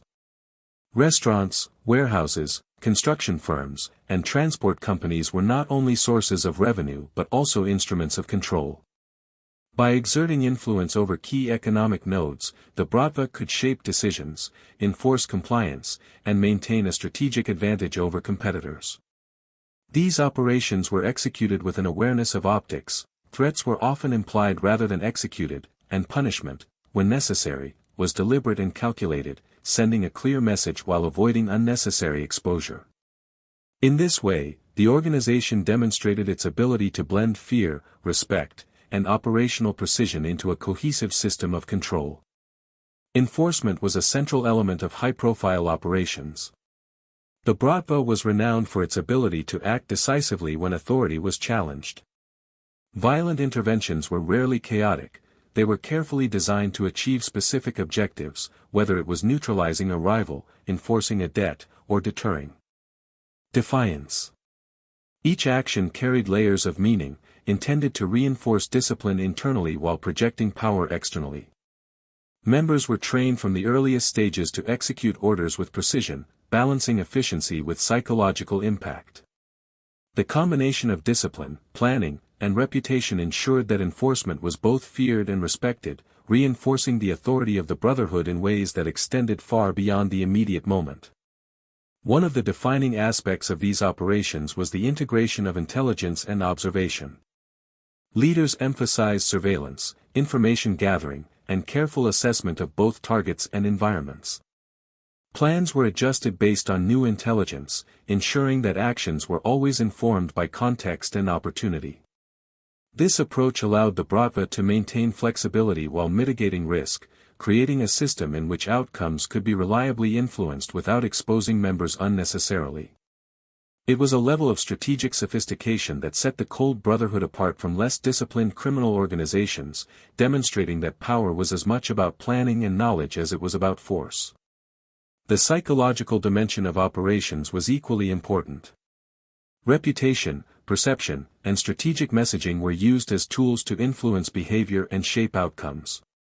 The mere suggestion of the Bratva's involvement could deter rivals, compel compliance, and secure cooperation from both allies and neutral parties. This subtle exercise of influence was reinforced by careful demonstration when necessary, creating an environment in which fear and respect were inseparable. Merchants, officials, and competitors learned to anticipate the Brotherhood's presence and intentions, often adjusting their decisions before any direct action was taken. In essence, the Bratva operated like a shadow over the landscape, controlling outcomes with precision without always needing to appear openly. High-profile operations also served as a method of internal reinforcement. Successes demonstrated the effectiveness of training, discipline, and adherence to the Vor v Zakwan code, encouraging loyalty and cohesion among members. Every well-executed operation became both a practical and symbolic lesson. Loyalty, discretion, and strategic thinking were rewarded, while mistakes and recklessness were swiftly corrected. This system of reinforcement ensured that the Brotherhood remained disciplined, cohesive, and capable of executing increasingly complex ventures, solidifying both operational capability and internal culture simultaneously. International connections amplified the impact of these operations. Cross-border smuggling, money laundering, and strategic partnerships extended the reach of the Brotherhood, allowing it to access new markets, generate wealth, and build influence beyond Russia's borders. Operations were planned with attention to multiple layers of risk, incorporating contingencies for customs inspections, law enforcement intervention, and rival interference. Leaders coordinated closely, blending experience, local knowledge, and strategic foresight to execute tasks with minimal exposure. The result was a seamless integration of domestic and international power, ensuring that the Cold Brotherhood could operate efficiently across diverse environments while maintaining its internal cohesion and operational standards. By the early 2000s, the Bratva had cultivated a reputation for precision, influence, and ruthless efficiency. Their high-profile operations were not merely acts of criminality, they were demonstrations of strategic mastery, blending logistics, psychology, and discipline into a seamless execution of power. The Brotherhood had evolved into an organization capable of shaping markets, controlling territory, and influencing human behavior in ways that transcended the simple accumulation of wealth or the exercise of force. Each operation reinforced the organization's reputation, strengthened loyalty, and expanded influence, creating a legacy of calculated authority and silent dominance that would define the Cold Brotherhood for years to come. Even as the cities slept beneath dim streetlights and the world carried on unaware of the precise mechanisms at work, the Bratva moved with purpose and control. Every operation, every enforcement action, and every strategic maneuver was part of a larger pattern, a carefully constructed web of influence, discipline, and reputation. The Brotherhood's power lay not only in its ability to act decisively but in its ability to orchestrate outcomes with foresight, patience, and meticulous planning. It was this combination of intelligence, strategy, and calculated authority that cemented the Cold Brotherhood's status as a dominant, disciplined, and enduring force in the post-Soviet underworld, capable of shaping both reality and perception with equal precision. As the Bratva's influence continued to expand, it inevitably began to intersect with the mechanisms of power that had survived the collapse of the Soviet state. By the early 2000s, the Cold Brotherhood was no longer operating solely in the shadows, its operations increasingly brushed against political structures, local administrations, and law enforcement bodies. This interaction was subtle and highly strategic, reflecting the organization's preference for influence over direct confrontation with authorities. The Bratva recognized that overt challenges to state power were not only unnecessary but dangerous. Instead, they cultivated relationships that allowed them to operate with minimal interference while reinforcing their authority across multiple layers of society. The approach was methodical. Leaders understood that bribery, persuasion, and selective cooperation could achieve far more than violence alone. Officials at various levels, ranging from municipal administrators to law enforcement officers, were engaged through a combination of discrete incentives and strategic leverage. Payments, favors, or quietly mediated negotiations ensured that operations could continue without significant disruption. Yet these interactions were never reckless. The Brotherhood carefully evaluated the reliability, ambitions, and potential vulnerabilities of those involved. Each engagement was a calculated investment, balancing risk against reward, ensuring that the organization's reach extended into official structures without exposing it to unnecessary scrutiny. The Bratva's ability to blend legality with illicit operations became a cornerstone of this period. Business fronts, restaurants, transport companies, warehouses, and small manufacturing enterprises served dual purposes. They generated legitimate revenue while simultaneously providing cover for operations that fell outside the law. This integration created a buffer between the organization and external observation, allowing for sophisticated management of both risk and perception. Authorities who were complicit, whether through tacit understanding or financial incentive, often had no reason to interfere, enabling the Brotherhood to operate efficiently and discreetly. In this way, influence became a form of invisible control, extending the Brotherhood's power into realms that were otherwise inaccessible to criminal organizations. Political entanglement also had a psychological dimension. By cultivating relationships with officials, the Bratva could project stability and inevitability, subtly influencing decision-making beyond immediate operations. Municipal leaders, wary of unrest or disruption, often deferred to the organization's presence without overt coercion. Merchants, aware of the Brotherhood's influence, sought protection or cooperation in advance, rather than risking confrontation. The result was a feedback loop in which perception reinforced reality. The more the organization was integrated into political and administrative networks, the stronger its reputation became, both as a source of influence and a force to be reckoned with. Internal coordination was critical to navigating this complex environment. Leaders trained members to understand not only operational tactics but also the broader political and social landscape. Discipline, discretion, and adherence to the VOR v ZAC-1 code remained central, ensuring that interactions with state actors were conducted strategically and without unnecessary exposure. Intelligence gathering became increasingly sophisticated, monitoring officials, understanding bureaucratic processes, and anticipating potential interventions allowed the Brotherhood to operate proactively rather than reactively. Every member involved in these operations was expected to balance loyalty, observation, and subtle manipulation, ensuring that the organization's authority remained both effective and invisible.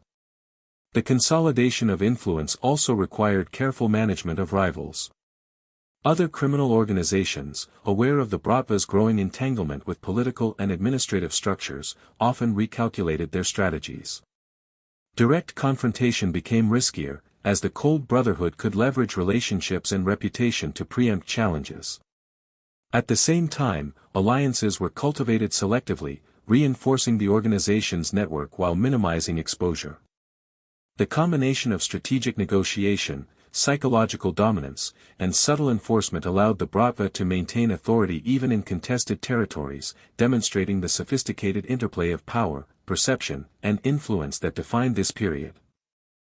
Financial operations were closely tied to political entanglement. Revenues from legal and illicit ventures were often laundered through legitimate businesses, creating a system that was both profitable and resilient. Investments in infrastructure, transportation, and trade were not merely financial decisions, they were strategic maneuvers that extended influence, secured operational flexibility, and reinforced the Brotherhood's presence in both visible and invisible arenas. Leaders viewed these actions as long-term strategies, understanding that the integration of economic, political, and social influence would cement the organization's power for years to come. As the organization expanded its reach into politics and law enforcement, it also began to cultivate a reputation for predictability and control. Decisions were deliberate, actions calculated, and consequences carefully managed. Members learned that patience, observation, and strategic planning were as critical as strength or ruthlessness. The Cold Brotherhood's ability to anticipate challenges, influence outcomes, and maintain internal cohesion allowed it to operate with remarkable efficiency, projecting authority that was both subtle and unmistakable. Even rivals who might have sought confrontation recognized that the organization's influence extended into unseen channels, often deterring action before it could take shape. The integration with political and administrative structures also highlighted the Bratva's ability to manage complexity. Operations were no longer confined to streets or markets, they now spanned legal, social, and political arenas. Leaders coordinated across departments, territories, and even international channels, ensuring that every decision aligned with the organization's broader strategy. Intelligence, strategy, and discretion formed the core of every operation, allowing the Brotherhood to achieve objectives without unnecessary exposure. This sophisticated approach underscored the organization's evolution from a criminal network into a multidimensional force capable of influencing society at multiple levels. By the mid-2000s, the Cold Brotherhood had established a model of control that was both subtle and enduring. Its integration into political and administrative networks provided a layer of protection, influence, and authority that few rivals could challenge. The combination of strategic foresight, disciplined internal culture, and sophisticated external engagement had created an organization capable of navigating complex environments with precision. The Bratva had evolved beyond simple criminality, it had become a structured, intelligent, and adaptable force, capable of shaping outcomes in the shadows while remaining largely unseen. Its rise in this period demonstrated that true power was not merely about violence or wealth, it was about influence, patience, and the careful orchestration of every decision, relationship, and operation. Even as the cities of Russia continued to pulse with daily life, the Cold Brotherhood maintained its presence quietly yet decisively.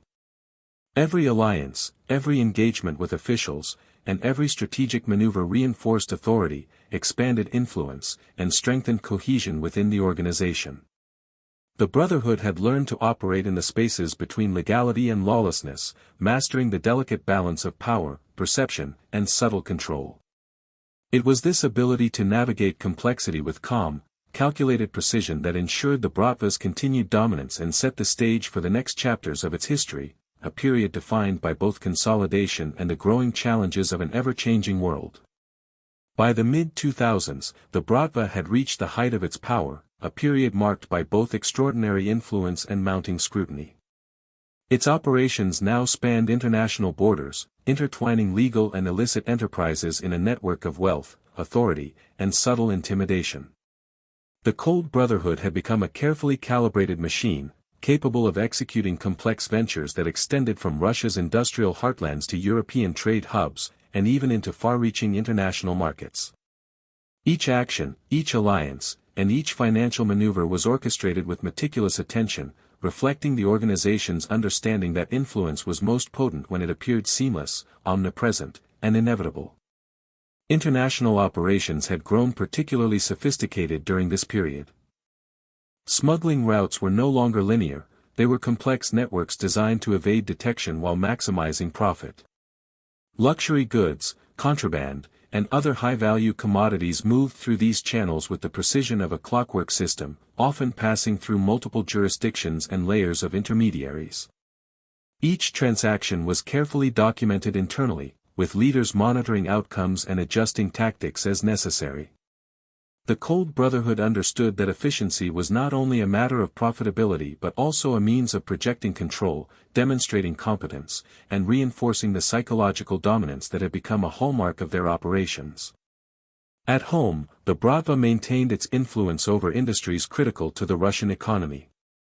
Construction projects, transportation hubs, and commercial enterprises provided both revenue and strategic leverage. Control of these sectors allowed the Brotherhood to influence decisions at multiple levels, from local suppliers to municipal authorities. Compliance was rarely demanded through overt threat, instead, subtle pressure, reputation, and the ever-present suggestion of consequences ensured that cooperation was often voluntary. This combination of influence, respect, and quiet fear was central to the Brotherhood's power, allowing it to operate with minimal disruption while maximizing authority and financial gain. The organization's internal cohesion reached new heights during this era. Leaders maintained strict adherence to the Vor v Zakon code, ensuring that loyalty, discretion, and strategic insight remained the foundation of the Brotherhood's culture.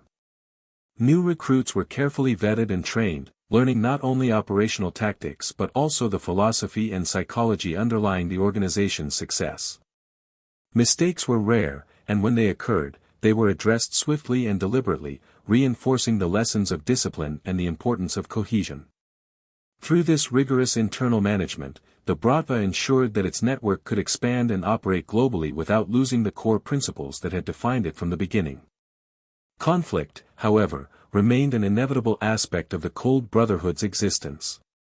Rival organizations, aware of the Bratva's international reach and domestic dominance, occasionally sought to challenge or encroach upon its operations. These confrontations were approached with careful calculation. Intelligence gathering, surveillance, and risk assessment informed every decision, allowing the organization to anticipate moves and respond with precision. Violence was used selectively, as a strategic tool rather than an impulsive reaction. When executed, these interventions were often brief, decisive, and psychologically impactful, reinforcing the Brotherhood's reputation for efficiency and discipline. In this way, the Cold Brotherhood maintained control over contested spaces while minimizing unnecessary exposure or disruption. High-profile international collaborations and confrontations further reinforced the Bratva's reputation. Alliances with criminal networks across Eastern Europe, the Balkans, and Western Europe allowed the organization to expand its reach, diversify operations, and strengthen strategic positioning. These partnerships were never casual, they were negotiated carefully, often over months of observation, dialogue, and testing of trust. By combining operational precision with psychological influence, the Bratva ensured that these alliances reinforced rather than threatened its power.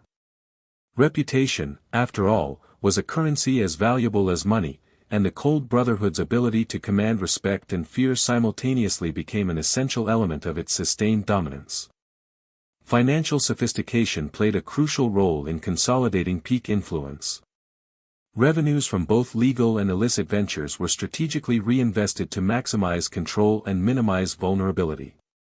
Shell companies, legitimate business fronts, and offshore accounts provided layers of security while facilitating the seamless movement of resources. Investments were chosen not solely for immediate profit but for strategic advantage, ownership of key warehouses, control of supply chains, and influence over regulatory frameworks created leverage that extended far beyond mere monetary value. The organization's wealth became a tool of governance, allowing the Bratva to reward loyalty, neutralize threats, and extend influence without drawing unnecessary attention. Despite the organization's extensive reach, the Cold Brotherhood's leaders remained acutely aware of the dangers posed by law enforcement and international authorities. Surveillance, intelligence, and contingency planning were essential components of every operation, ensuring that exposure was minimized and response times optimized. Leaders instilled a culture of vigilance throughout the organization, emphasizing discretion, observation, and strategic patience. Even as power and wealth increased, the Brotherhood maintained the discipline that had allowed it to rise from the chaotic streets of post-Soviet Russia to a position of global influence. This period of peak power was also marked by subtle yet deliberate psychological dominance. The Bratva understood that perception often influenced behavior more than reality. Stories of ruthlessness, strategic intelligence, and operational efficiency traveled faster than the organization's physical presence, shaping the decisions of merchants, officials, and rivals alike. Compliance was often voluntary, respect was cultivated, and fear was implied rather than always executed. The Cold Brotherhood had mastered the art of operating in the spaces between presence and perception, control and influence, ensuring that authority extended far beyond the reach of direct action. Yet, even at its zenith, the Cold Brotherhood faced a paradox.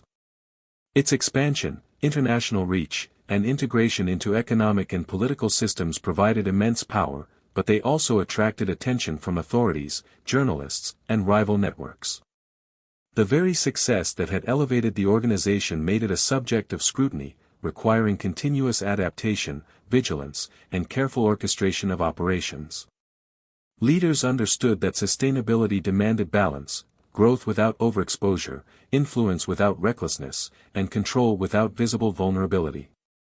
This delicate equilibrium defined the Bratva strategy during its peak, demonstrating that true power is as much about foresight and patience as it is about immediate strength. By the late 2000s, the Bratva had established itself as one of the most formidable criminal organizations in the post-Soviet world. Its peak influence was characterized not by chaos or indiscriminate violence but by strategic intelligence, psychological mastery, and disciplined execution. The Cold Brotherhood had become an organization capable of shaping economies, influencing political structures, and projecting authority across continents, all while maintaining internal cohesion and adherence to its foundational code. As the world continued to turn, the Bratva moved quietly yet decisively, a shadow over the landscape whose reach, precision, and power were felt long before they were seen. Even at the height of its power, the Cold Brotherhood was not immune to the subtle fractures that accompany prolonged success. As the Bratva's reach extended across borders and its operations became increasingly complex, the pressures of leadership, loyalty, and ambition began to manifest within the organization itself. The same networks and alliances that had propelled the Brotherhood to its peak also created vulnerabilities, as competing interests, personal ambition, and the strain of constant vigilance tested the bonds that had held the Cold Brotherhood together. It was a paradox that often confronts great organizations: the more powerful and influential they become, the more potential there is for internal tension to emerge, quietly undermining cohesion from within. One of the primary sources of tension was the challenge of maintaining loyalty across a vast, dispersed network. Leaders in Moscow, St. Petersburg, and other major centers relied on subordinate figures to execute operations, enforce discipline, and manage finances. While the Vor v Zakon code provided a guiding framework for conduct, human nature introduced unpredictability. Ambition, jealousy, or the lure of personal gain sometimes led members to question orders or pursue initiatives without consultation. Even minor acts of insubordination had the potential to ripple through the organization, creating uncertainty and distrust. Leaders were acutely aware of this. Emphasizing constant vigilance, intelligence gathering, and subtle reinforcement of hierarchy to prevent these fissures from developing into serious threats. The psychological strain on leadership was also significant. Decisions made in the boardrooms of warehouses or during clandestine meetings in quiet apartments carried consequences that could span cities, countries, and industries. Every operation required careful weighing of risk versus reward, every alliance demanded assessment of loyalty and intent, and every financial maneuver was scrutinized for both immediate and long-term implications. The pressure of maintaining dominance while safeguarding the organization from exposure or betrayal was relentless. Even the most disciplined leaders experienced moments of doubt, recognizing that a single miscalculation could have cascading effects, jeopardizing years of carefully cultivated influence. Betrayals, whether minor or substantial, became a specter that haunted the Brotherhood during this period. The allure of wealth, influence, or protection offered by external actors sometimes tempted members to act against organizational interests. These instances were rare, yet their impact was magnified by the stakes involved. Leaders responded with a combination of investigation, strategic intimidation, and, when necessary, decisive action. Punishments were carefully calibrated, designed to restore authority, reinforce internal discipline, and remind all members that loyalty was not merely expected, it was essential for survival. The Cold Brotherhood's ability to address these tensions effectively underscored its sophistication and resilience, yet it also highlighted the fragility inherent in an organization that spanned multiple territories and relied on both formal hierarchy and personal allegiance. Competition for influence and resources within the Brotherhood also contributed to internal pressure. As operations expanded, opportunities for control over lucrative ventures, warehouses, transport routes, and international trade, created natural friction among ambitious subordinates.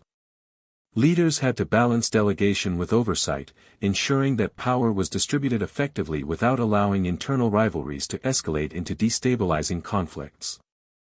Mentorship, observation, and careful reinforcement of loyalty became critical tools, enabling the organization to channel ambition into productive avenues rather than destructive dissent. In this way, internal competition could be managed strategically, reinforcing organizational strength rather than undermining it. External pressures also exacerbated internal strains. Law enforcement agencies, international authorities, and rival criminal networks were increasingly attentive to the Bratva's activities. Surveillance, investigations, and the threat of disruption created an environment in which operational mistakes could have significant consequences. Members were acutely aware that exposure could lead to incarceration, asset seizure, or violent retaliation. This awareness added a layer of tension to daily operations, requiring constant vigilance and careful coordination. Even small lapses in discipline, communication, or discretion could have far-reaching effects, intensifying the internal pressures that already accompanied expansion and ambition. Despite these tensions, the Cold Brotherhood maintained remarkable cohesion through disciplined enforcement of the Vor v Zak 1 code. Loyalty, discretion, and adherence to hierarchical authority remained the pillars of the organization. Leaders emphasized continuous training, observation, and mentorship to instill these values across the network. Even as cracks began to appear under the pressures of ambition, competition, and external scrutiny, the Brotherhood's internal culture provided a stabilizing force. Members understood that survival, success, and influence depended not only on operational skill but on their commitment to the collective principles that had guided the organization from its inception. The subtle emergence of internal tension also had a psychological dimension. Leaders recognized that perception could be as influential as action. By maintaining an appearance of unity, discipline, and invincibility, the Bratva mitigated the potential for unrest or opportunistic rebellion. Strategic reinforcement of authority, selective recognition of loyalty, and careful management of relationships allowed the organization to maintain the illusion, and often the reality, of cohesion. Members internalized these dynamics, understanding that adherence to hierarchy and code was essential for both personal survival and organizational stability. This period also foreshadowed future challenges. The same expansion, international influence, and complex operations that had secured the Brotherhood's peak also introduced vulnerabilities that could not be entirely eliminated. Ambition, betrayal, and external pressures created conditions in which cracks could grow if left unchecked. Leaders understood that vigilance, intelligence, and strategic management were not optional but essential. Every decision, every enforcement action, and every negotiation was influenced by the dual imperatives of maintaining power and preventing internal fragmentation. The Cold Brotherhood had achieved extraordinary dominance, yet the seeds of internal tension, carefully managed but ever present, were a reminder that even the most disciplined organizations are shaped by human imperfection.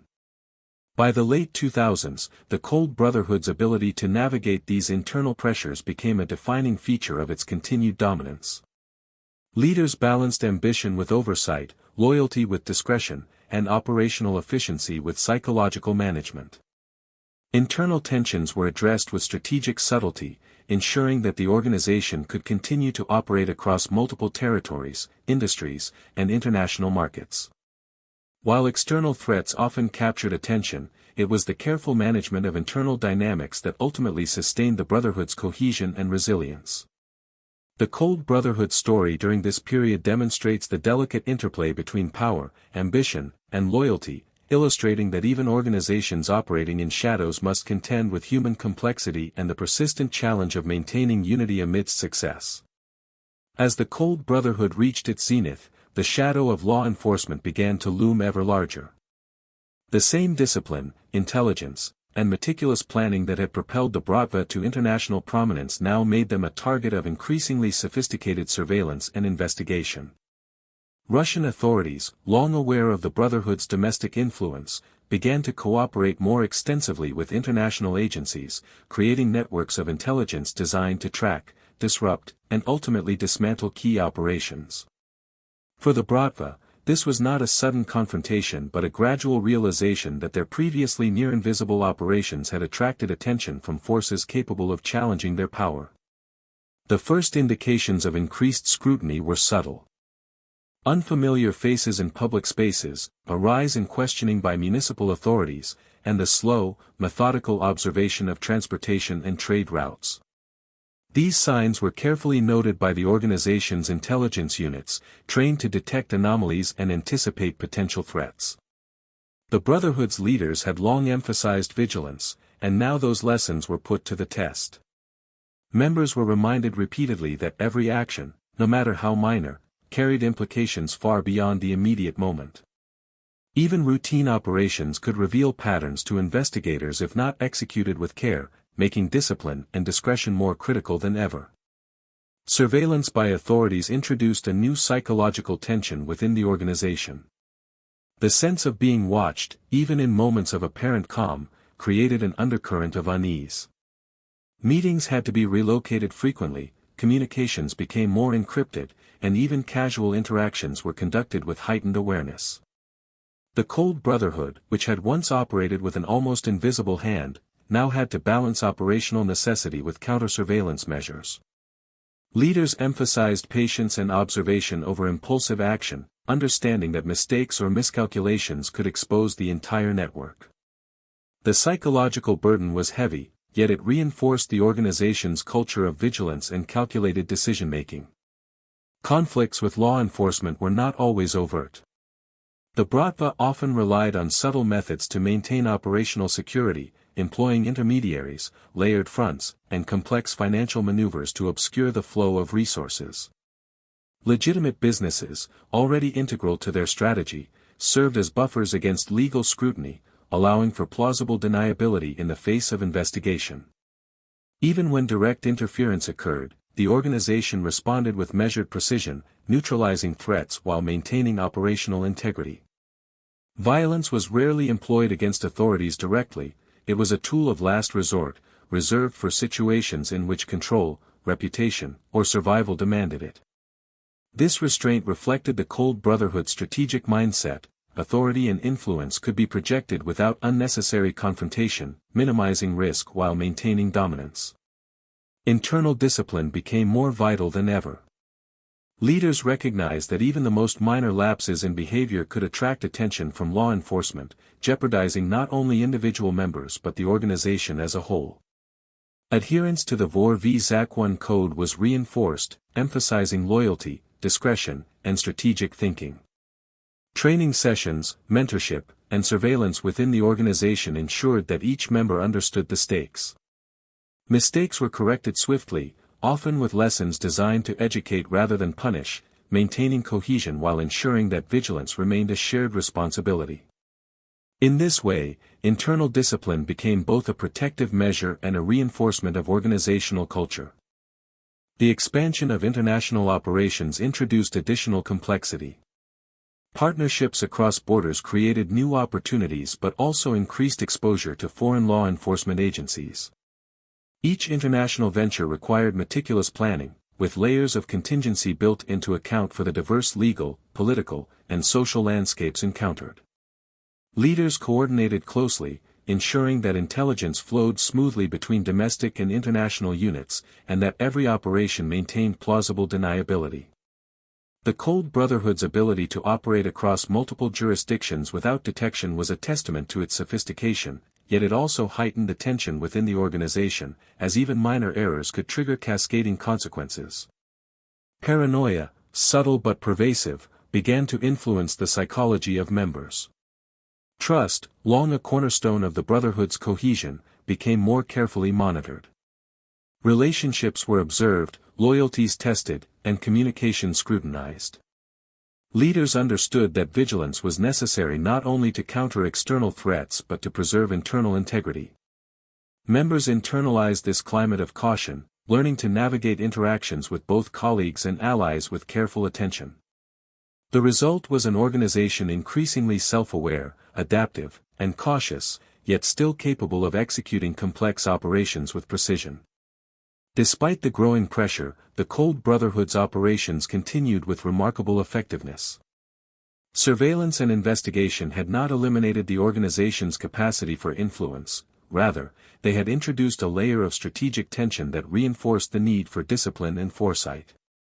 Every smuggling route, business transaction, and alliance was carefully evaluated in light of potential exposure, demonstrating that the Brotherhood's success relied not merely on audacity but on the interplay of intelligence, planning, and psychological acuity.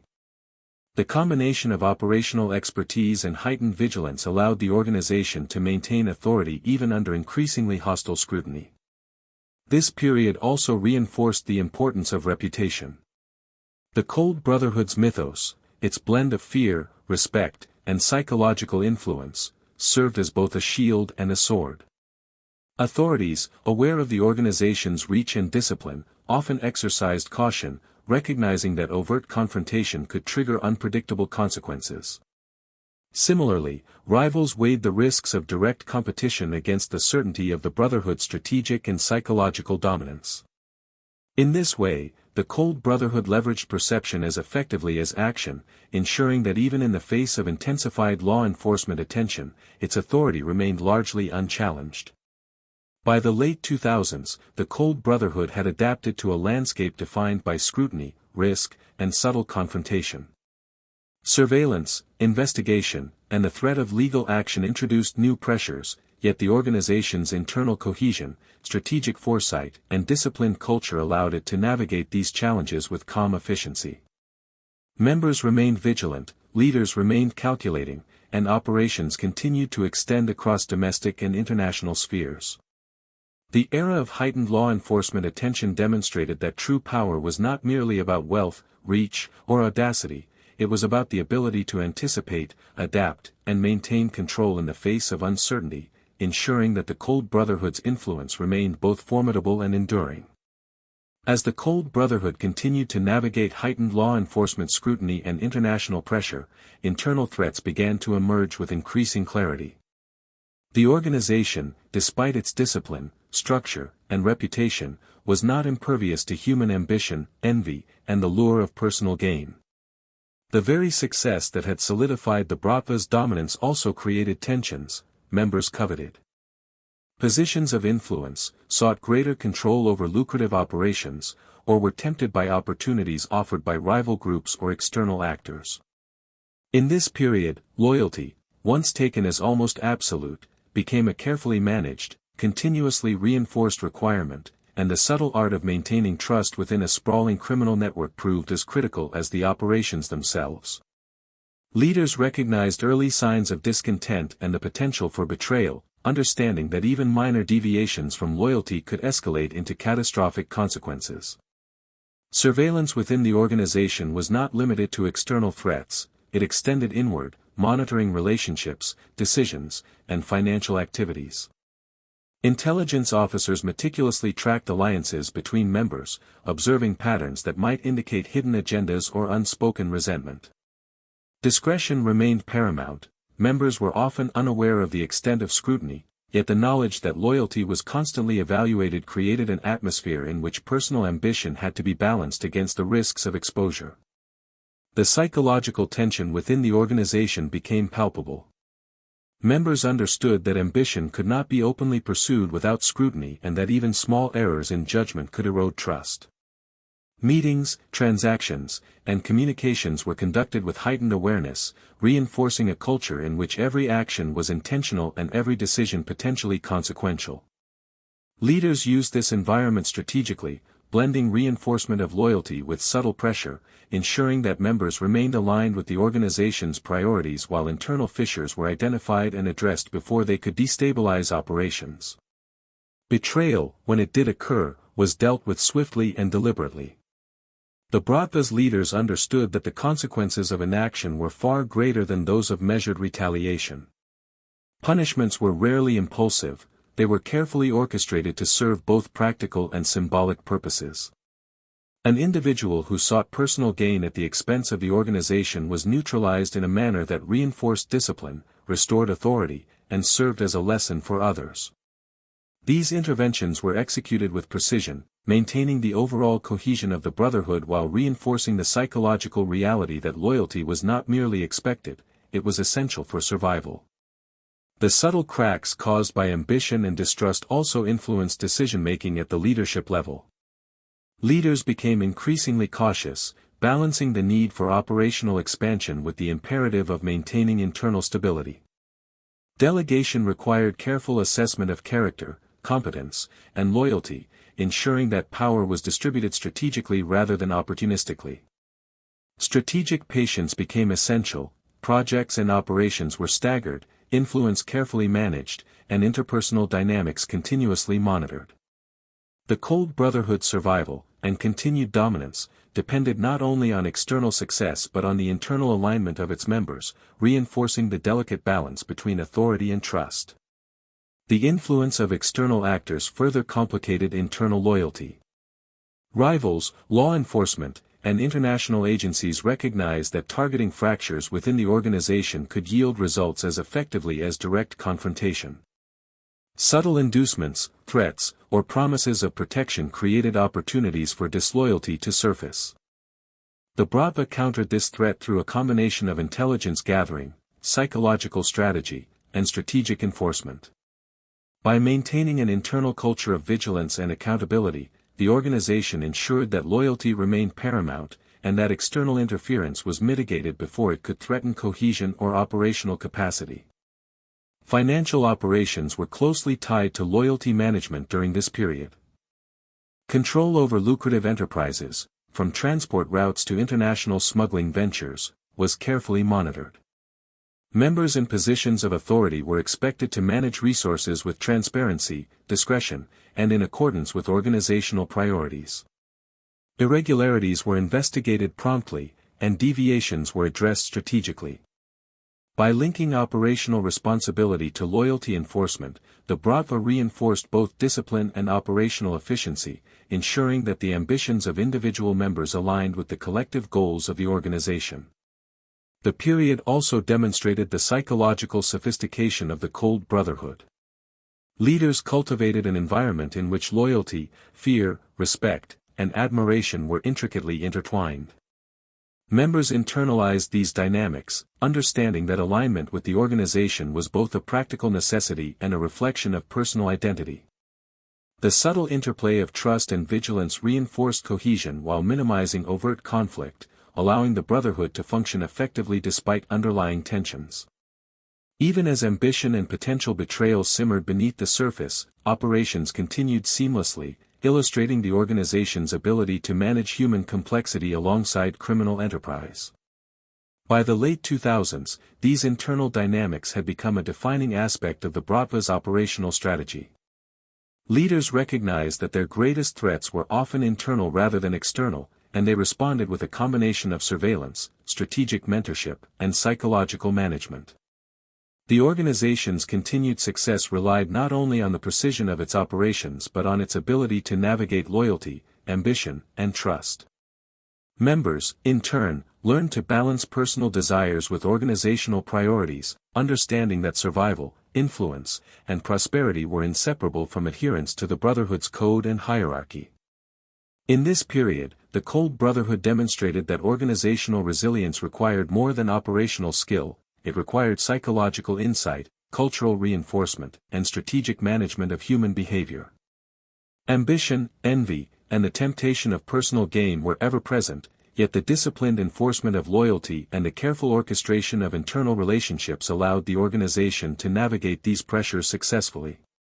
The Brotherhood's continued dominance was not simply a matter of wealth or violence but a testament to its ability to integrate human complexity into its strategy, ensuring that every member remained aligned with the collective vision while contributing to the organization's enduring power. Even as the world outside continued to turn, the Cold Brotherhood maintained its quiet, calculated presence. Internal vigilance, strategic reinforcement of loyalty, and disciplined management of ambition allowed the organization to function seamlessly despite underlying tensions. Operations continued, influence expanded, and authority remained unchallenged, illustrating that true dominance was as much about internal cohesion and psychological mastery as it was about external power. In the shadowed corridors of warehouses, quiet apartments, and international trade hubs, the Bratva remained a force defined not only by its criminal expertise but by its capacity to manage human nature itself, turning potential betrayal into a testament to the organization's resilience and enduring sophistication. By the early 2010s, the Cold Brotherhood had achieved unprecedented operational scope and influence, yet with such dominance came a new and ever-present shadow: paranoia. The organization, built on loyalty, discipline, and meticulous planning, now faced an environment where both external threats and internal instability loomed with increasing intensity. Law enforcement agencies had become more sophisticated, rival criminal networks more cunning, and even trusted members occasionally revealed ambitions or inclinations that could jeopardize cohesion. For the Bratva, the challenge was no longer simply executing operations with precision, it was maintaining absolute control over the perceptions, behaviors, and intentions of every member while safeguarding the organization's influence across borders. Paranoia within the Brotherhood was subtle, almost invisible to outsiders, but it permeated daily operations. Leaders relied on a complex web of intelligence gathering to monitor not only external threats but also internal dynamics. Communications were encrypted, meetings carefully choreographed, and travel meticulously planned to avoid unwanted attention. Members were trained to anticipate surveillance, recognize subtle shifts in behavior among colleagues, and report anomalies discreetly. The sense that every move could be observed by authorities, or even by a colleague with hidden motives, instilled a heightened awareness that, while stressful, reinforced the culture of discipline that had long defined the organization. Internal surveillance intensified. Leaders understood that the greatest risks often came from within. Ambitious subordinates, tempted by personal gain or external inducements, could create vulnerabilities that threatened both operations and cohesion. The Bratva responded by implementing rigorous systems of oversight, mentorship, and psychological evaluation. Members were expected to demonstrate unwavering loyalty, meticulous attention to operational detail, and constant vigilance toward both internal and external threats. Deviations, even minor, were addressed quickly, sometimes with subtle correction, other times with decisive action, reinforcing the message that betrayal or recklessness would not be tolerated. The psychological impact of this heightened paranoia was profound. Members learned to operate in an environment where trust had to be earned and constantly reaffirmed. Interactions were layered with subtle observation and consideration, and personal ambition had to be carefully balanced against the risks of exposure. The organization's leaders cultivated an understanding that control over perception was as critical as control over operations.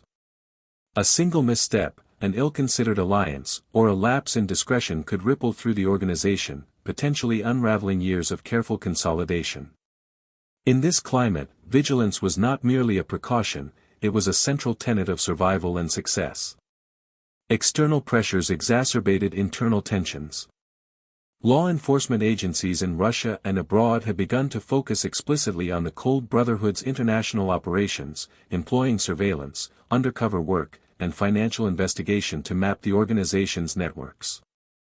Even as the Bratva refined counter-surveillance techniques, the risk of exposure created a persistent undercurrent of tension. Leaders became more cautious in delegating responsibilities, carefully evaluating the reliability, ambition, and discretion of each subordinate. Operations were staggered, contingency plans meticulously prepared, and communications encrypted to a level that left little room for error.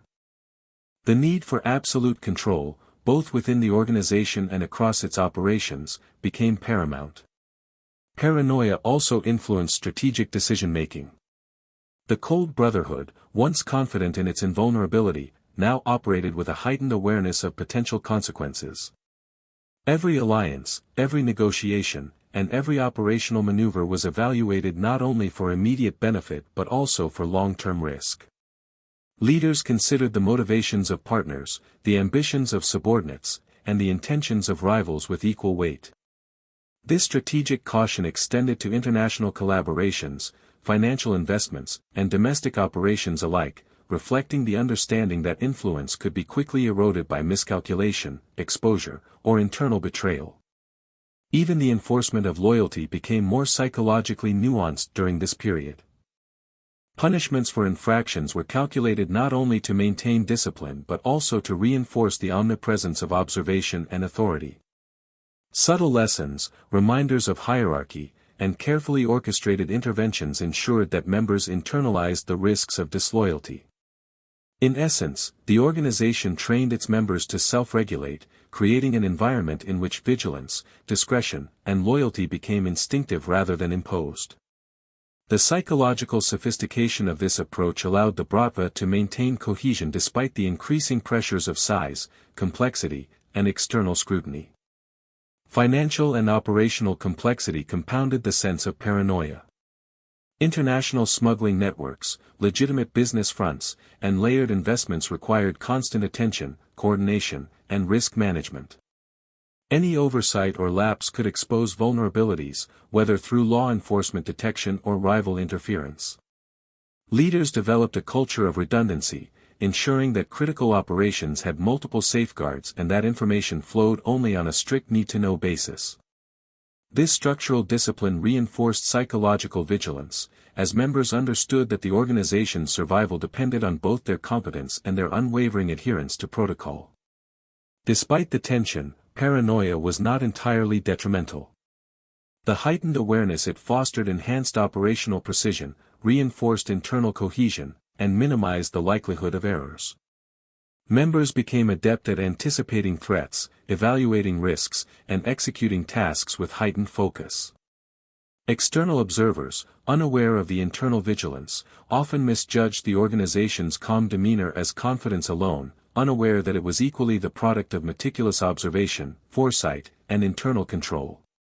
In this way, paranoia functioned as both shield and instrument, strengthening the organization while keeping its vulnerabilities hidden. By the mid-2010s, the Cold Brotherhood had mastered a delicate balance between dominance and caution. Its influence remained extensive, spanning domestic and international operations, yet every aspect of organizational life was informed by a culture of vigilance. Leaders understood that even the smallest lapse could have cascading effects, and they maintained control through observation, psychological reinforcement, and disciplined management of both human and operational resources. The Brotherhood's ability to function with precision amidst this climate of tension demonstrated its sophistication, resilience, and adaptability. Even as the world continued in its ordinary rhythm, the Cold Brotherhood moved with deliberate purpose, a shadowed presence marked by strategic calculation, disciplined observation, and a profound understanding of human nature. Paranoia, once a latent undercurrent, had become a structural pillar of the organization, ensuring that loyalty, discretion, and operational excellence remained intact. In the quiet corridors of warehouses, across international shipping routes, and in unseen corners of city streets, the Bratva maintained control, blending influence, discipline, and psychological mastery in a manner that few outside observers could comprehend. Its dominance was secure not merely because of power or wealth but because it had learned to govern uncertainty itself, transforming paranoia into precision and vigilance into enduring authority. By the late 2010s, cracks that had long been managed with discipline, intelligence, and vigilance began to widen within the Cold Brotherhood. The same meticulous planning and international reach that had secured the Bratva's dominance also created vulnerabilities. The pressures of leadership, the temptations of wealth, and the inevitability of human ambition started to manifest in ways that threatened cohesion. Even the most loyal members occasionally wavered under the weight of opportunity or fear, and subtle fractures began to appear in what had once seemed an impenetrable network. The decline of the Brotherhood, gradual yet undeniable, had begun. One of the first signs of internal destabilization was the increasing frequency of betrayals, both minor and severe. Members who had once been considered pillars of loyalty began to pursue personal agendas, sometimes in secret, sometimes with the tacit consent of rivals or external actors. These betrayals often involved financial manipulation, unauthorized alliances, or the leaking of operational details. Leaders, trained to anticipate such behaviors, responded with swift intervention, yet the sheer scale of the organization made it impossible to monitor every action with the same precision as before. As a result, the Brotherhood's internal cohesion, while still formidable, began to show signs of erosion. External pressures compounded these internal strains. Law enforcement agencies, having analyzed patterns, exploited weaknesses in the organization's structure. International cooperation between police forces, financial regulators, and intelligence agencies led to targeted operations designed to dismantle the Bratva's complex networks. Smuggling routes were disrupted, assets were frozen, and key operatives were apprehended. Each setback, while managed strategically, sent ripples of tension through the organization, forcing leaders to reallocate resources, reconsider alliances, and recalibrate strategies. The Cold Brotherhood, once seemingly invincible, now faced an environment where external forces could act with precision and efficiency. The psychological impact on members was profound. Individuals who had long operated under a system of loyalty, discretion, and strategic reinforcement now confronted uncertainty and risk in ways they had rarely experienced. The balance between trust and suspicion shifted further toward the latter, intensifying paranoia and internal vigilance. Relationships within the Brotherhood, once stable and predictable, became fraught with tension. Leaders had to navigate not only operational challenges but also the growing sense of unease among members, understanding that morale and perception were as critical to survival as any tactical maneuver. Financial instability also began to emerge. As international pressure disrupted revenue streams and law enforcement targeted key assets, the organization faced challenges in maintaining both profitability and operational liquidity. Investments in legitimate businesses, previously a reliable buffer, were increasingly scrutinized by authorities, reducing their effectiveness as covers for illicit activities. Members responsible for managing these assets faced heightened accountability, and even minor miscalculations could create significant exposure.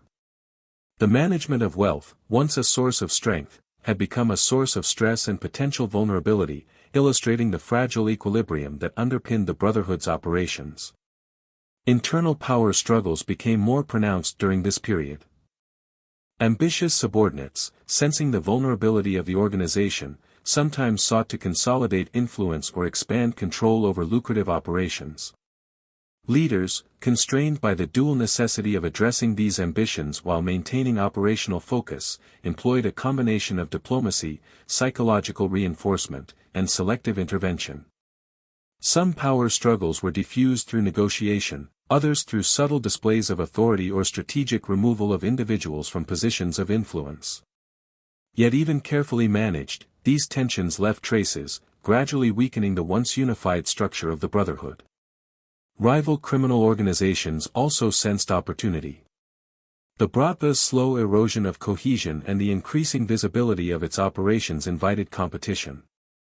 Encroachments into previously controlled territories, attempts to disrupt smuggling networks, and efforts to lure members away created a landscape in which the Cold Brotherhood could no longer operate with the same impunity. Each confrontation required careful response, drawing resources and attention from internal management, and further straining the organization's capacity to maintain its former dominance.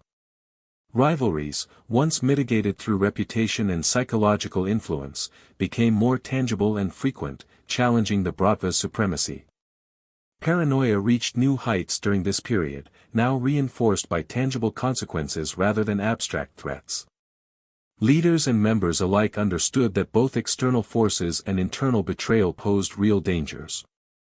Meetings were relocated with increasing frequency, communications were tightly controlled, and operational decisions were scrutinized for potential vulnerabilities. Even routine interactions carried weight, as missteps could have cascading effects on both internal cohesion and operational security. The psychological tension, once a tool to enforce discipline, had now become a constant undercurrent, shaping every decision and interaction within the organization. Despite these pressures, the Cold Brotherhood retained aspects of its former sophistication. Operations continued, alliances were maintained, and influence persisted across borders. Yet the organization's response was increasingly defensive, focused on containment and survival rather than expansion and consolidation. Strategic patience, once a tool of growth, now served as a buffer against collapse, allowing leaders to manage crises, respond to setbacks, and attempt to stabilize a network under unprecedented strain. The shift from proactive expansion to defensive preservation marked a fundamental transition in the organization's history. By the early 2020s, it became clear that the Cold Brotherhood's era of unchallenged dominance was over. Internal fractures, external pressure, and the cumulative weight of human ambition had eroded the structures that had sustained its power. Yet even in decline, the organization remained formidable. Its leaders, operating with a mix of vigilance, experience, and psychological insight, ensured that operations continued, loyalty was reinforced where possible, and the organization retained influence, albeit diminished. The Bratva's story during this phase illustrates the complex interplay between power, vulnerability, and human nature. An organization that once seemed invincible could be brought low not solely by external forces, but by the inevitable tensions that arise from its own success. In the quiet corridors of warehouses, across international smuggling routes, and in the subdued offices of ostensibly legitimate businesses, the Cold Brotherhood moved cautiously, its shadowed presence a testament to both past dominance and present vulnerability. Operations continued with calculated precision, yet the atmosphere was markedly different. Vigilance had replaced confidence, suspicion had tempered loyalty, and the psychological weight of survival now overshadowed the exhilaration of growth. In this decline, the Bratva revealed the full measure of its sophistication, not merely in its power, but in its ability to navigate the delicate transition from dominance to survival, maintaining cohesion, influence, and authority even as the tides of fortune shifted irrevocably. The late 2010s and early 2020s marked a decisive phase in the dismantling of the Cold Brotherhood's expansive network. Years of careful surveillance, intelligence gathering, and cross-border cooperation among law enforcement agencies began to bear fruit. International authorities coordinated operations targeting the Bratva's financial holdings, smuggling routes, and key operatives, systematically dismantling the once formidable organization. What had once seemed untouchable, the shadowed power, the meticulously managed alliances, the psychological grip over rivals and subordinates, now faced unprecedented exposure and disruption. The Cold Brotherhood, long accustomed to operating beyond the reach of conventional law enforcement, now confronted a reality in which its operations could be traced, interrupted, and ultimately neutralized. High-profile arrests became increasingly common. Leaders and influential members, once believed to be untouchable due to their careful planning and strict adherence to internal codes, were apprehended through a combination of surveillance, undercover operations, and financial investigation. These arrests were not isolated incidents but part of a coordinated campaign designed to systematically dismantle the organization's hierarchy. The psychological impact was profound. Members witnessed the sudden removal of trusted figures, the disruption of carefully orchestrated operations, and the erosion of the aura of invincibility that had long protected the Bratva. The organization, while still operational, had entered a period of defensive retrenchment, its former confidence replaced by vigilance and caution. Financial networks, previously the backbone of the Cold Brotherhood's influence, were brought under scrutiny. Offshore accounts, shell companies, and legitimate business fronts that had once provided both revenue and cover were frozen, audited, or seized.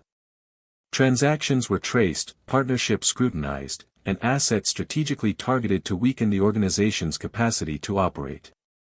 This financial pressure not only reduced operational flexibility but also intensified internal tension. Members tasked with managing these resources faced increasing accountability, while leaders were forced to make difficult decisions regarding the allocation of dwindling funds and the prioritization of operational priorities. Wealth, once a source of unassailable power, had become a strategic vulnerability. The dismantling of smuggling and trade networks further undermined the Cold Brotherhood's operational capacity. Routes that had previously spanned continents and connected multiple jurisdictions were systematically disrupted. Logistics managers, transport operators, and intermediaries were apprehended, turning once seamless operations into fragmented, high-risk undertakings. Each disruption carried cascading consequences, affecting supply chains, partnerships, and revenue streams. The organization's ability to project influence and maintain dominance in both domestic and international spheres was compromised, illustrating the delicate balance that had once allowed the Bratva to operate with near-total impunity. Psychological pressure on members increased as law enforcement successes became more visible. The perception of invulnerability, which had long underpinned loyalty and confidence, was replaced by uncertainty and fear. Leaders were forced to recalibrate strategies, prioritize security, and address morale while continuing to coordinate operations under heightened scrutiny. Communication became even more encrypted, meetings more clandestine, and every operational decision weighed against the risk of exposure. The Cold Brotherhood's sophistication was tested not only in its ability to maintain operational continuity but in its capacity to sustain cohesion amidst increasing threat and pressure. The response of the Brotherhood was measured but defensive. Leaders emphasized discipline, reinforced loyalty, and carefully managed remaining operational assets to prevent further collapse. Strategic withdrawal from highly exposed ventures allowed the organization to consolidate its remaining influence, focusing on operations less visible to law enforcement while minimizing risk. Subordinates were reminded that survival required strict adherence to protocol, meticulous planning, and unwavering discretion. Even in decline, the organization relied on the principles that had guided it through decades of growth, expansion, and internal tension: vigilance, discipline, and psychological insight. International collaboration among authorities accelerated the pace of dismantling. Agencies from Russia, Europe, and North America coordinated investigations, shared intelligence, and synchronized operations to target the Bratva's cross-border influence. Interpol notices, extradition requests, and joint task forces allowed law enforcement to neutralize threats before they could respond. The Cold Brotherhood, accustomed to exploiting jurisdictional gaps and leveraging international complexity, now faced a level of coordination it had rarely encountered. Operational adaptability, once a strength, was tested under conditions that demanded rapid response, careful concealment, and constant recalibration. Despite the intensity of these disruptions, the Cold Brotherhood's resilience remained evident. Even as arrests were made and networks dismantled, the organization retained pockets of influence and operational capacity. Leaders utilized their remaining resources strategically, maintaining communication with loyal subordinates, safeguarding critical assets, and continuing to exert influence in select areas. The organization's decline was gradual rather than abrupt, demonstrating a capacity to adapt to extreme pressure and illustrating that institutional knowledge, psychological sophistication, and disciplined management could prolong operational effectiveness even under systemic attack.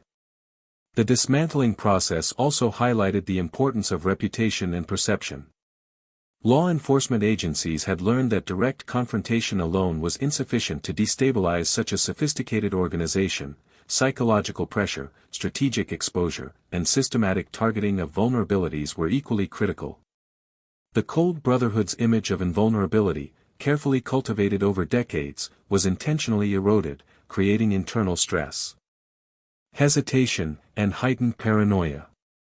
Members were forced to confront the reality that the organization was no longer untouchable, and this realization accelerated both internal tension and the necessity of operational caution.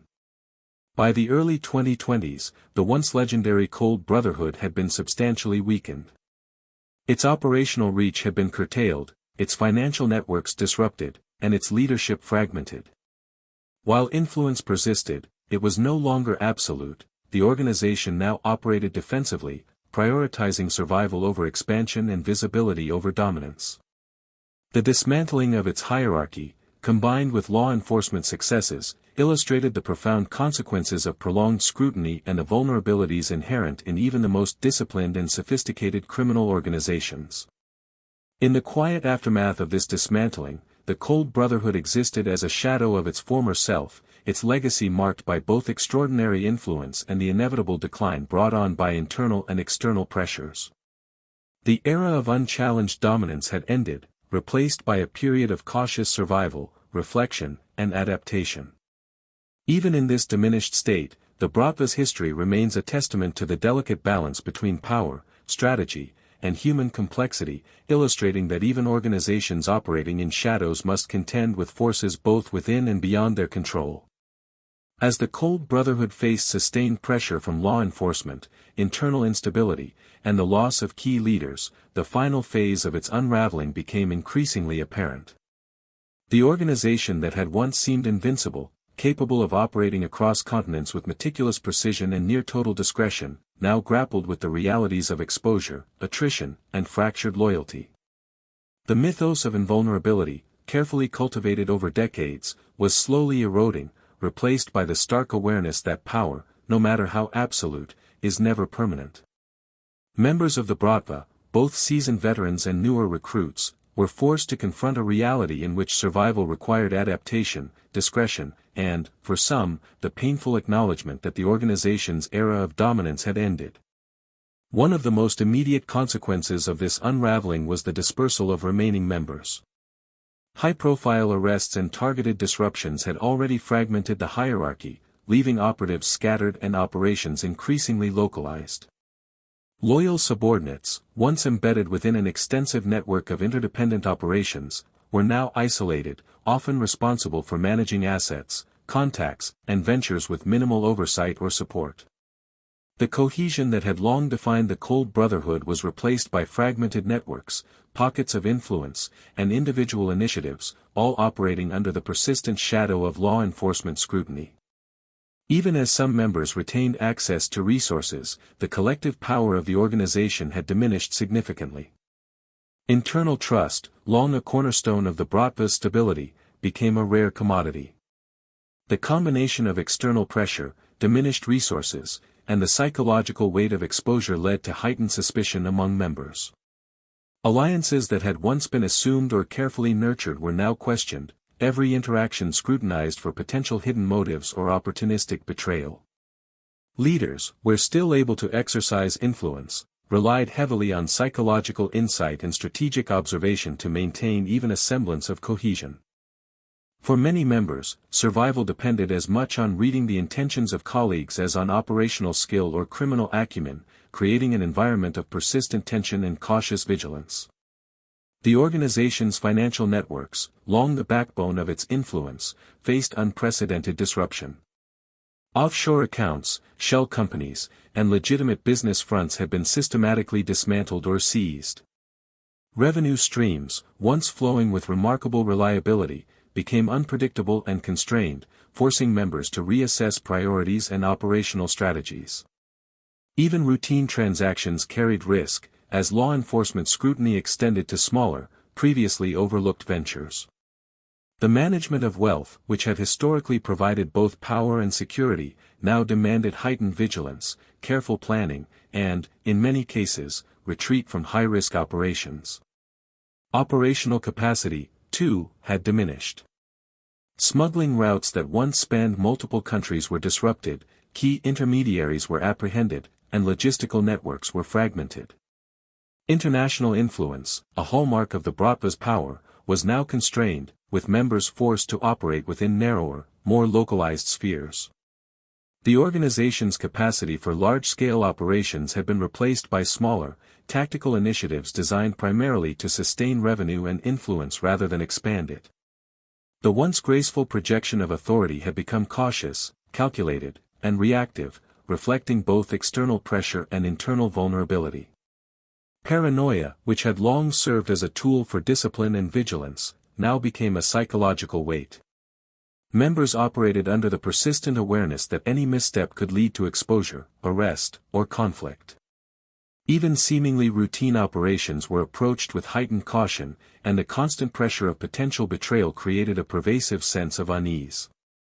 Leaders relied on both experience and intuition to navigate this landscape, but the human cost was evident. Stress, uncertainty, and the erosion of confidence permeated the organization.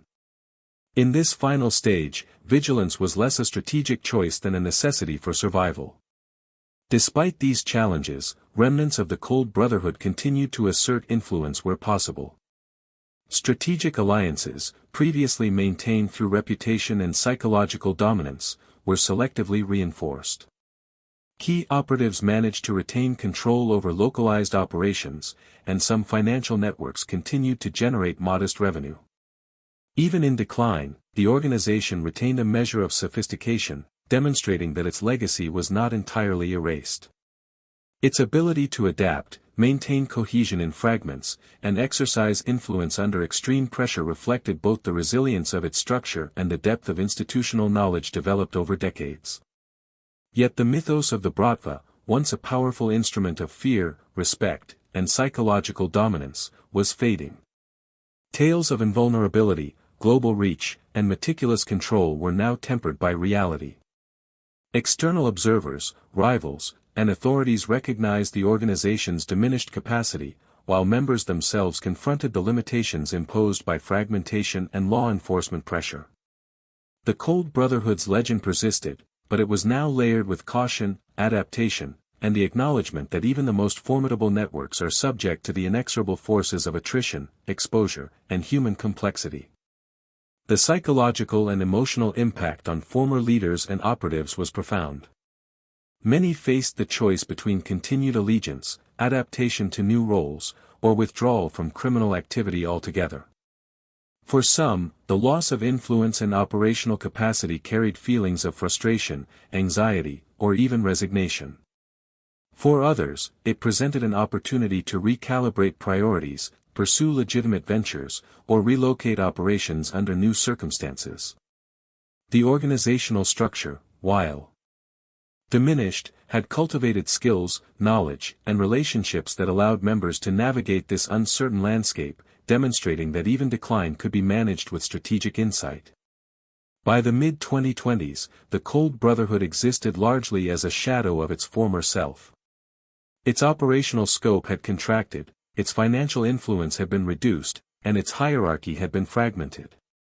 Yet its legacy remained visible: the organizational sophistication, psychological insight, and strategic discipline that had defined its rise and dominance continued to influence both former members and the broader criminal landscape. The Bratva's story, once marked by growth, expansion, and dominance, now concluded with reflection, adaptation, and the quiet recognition of impermanence. In these final years, the Cold Brotherhood offered a compelling lesson in the life cycle of criminal organizations. Even those that operate with discipline, intelligence, and near-total control are subject to the forces of exposure, human ambition, and systemic pressure. Its rise and fall underscore the interplay between power, loyalty, strategy, and human nature, illustrating that the most formidable networks are never immune to the passage of time, the inevitability of attrition, or the consequences of concentrated scrutiny. The Bratva's final phase, marked by fragmentation, caution, and adaptation, reflects both the enduring resilience and the inherent vulnerability of organizations that rise from the shadows to command global influence. The story of the Cold Brotherhood concludes not with dramatic confrontation but with quiet reflection. After decades of dominance, the Bratva faced the inevitable realities of law enforcement pressure, internal fractures, and the natural ebb of influence. Leaders were arrested, operations dismantled, and loyal members dispersed, leaving the organization a shadow of its former self. Yet even in decline, the Cold Brotherhood's legacy endured, a testament to the discipline, strategy, and psychological sophistication that had defined its rise. Its influence was not only in wealth or power but in the meticulous planning and loyalty-based culture that allowed it to operate across borders and evade scrutiny for so long. Members had learned to navigate ambition, trust, and risk with remarkable precision, creating a network that thrived in complexity. Though diminished, remnants of the organization continued to exercise careful influence, preserving lessons of strategy, vigilance, and operational discipline. The Bratva's story reminds us that even the most formidable organizations are shaped by human nature, subject to the pressures of ambition, loyalty, and circumstance. Its rise and fall illustrate the delicate balance between power and vulnerability, myth and reality.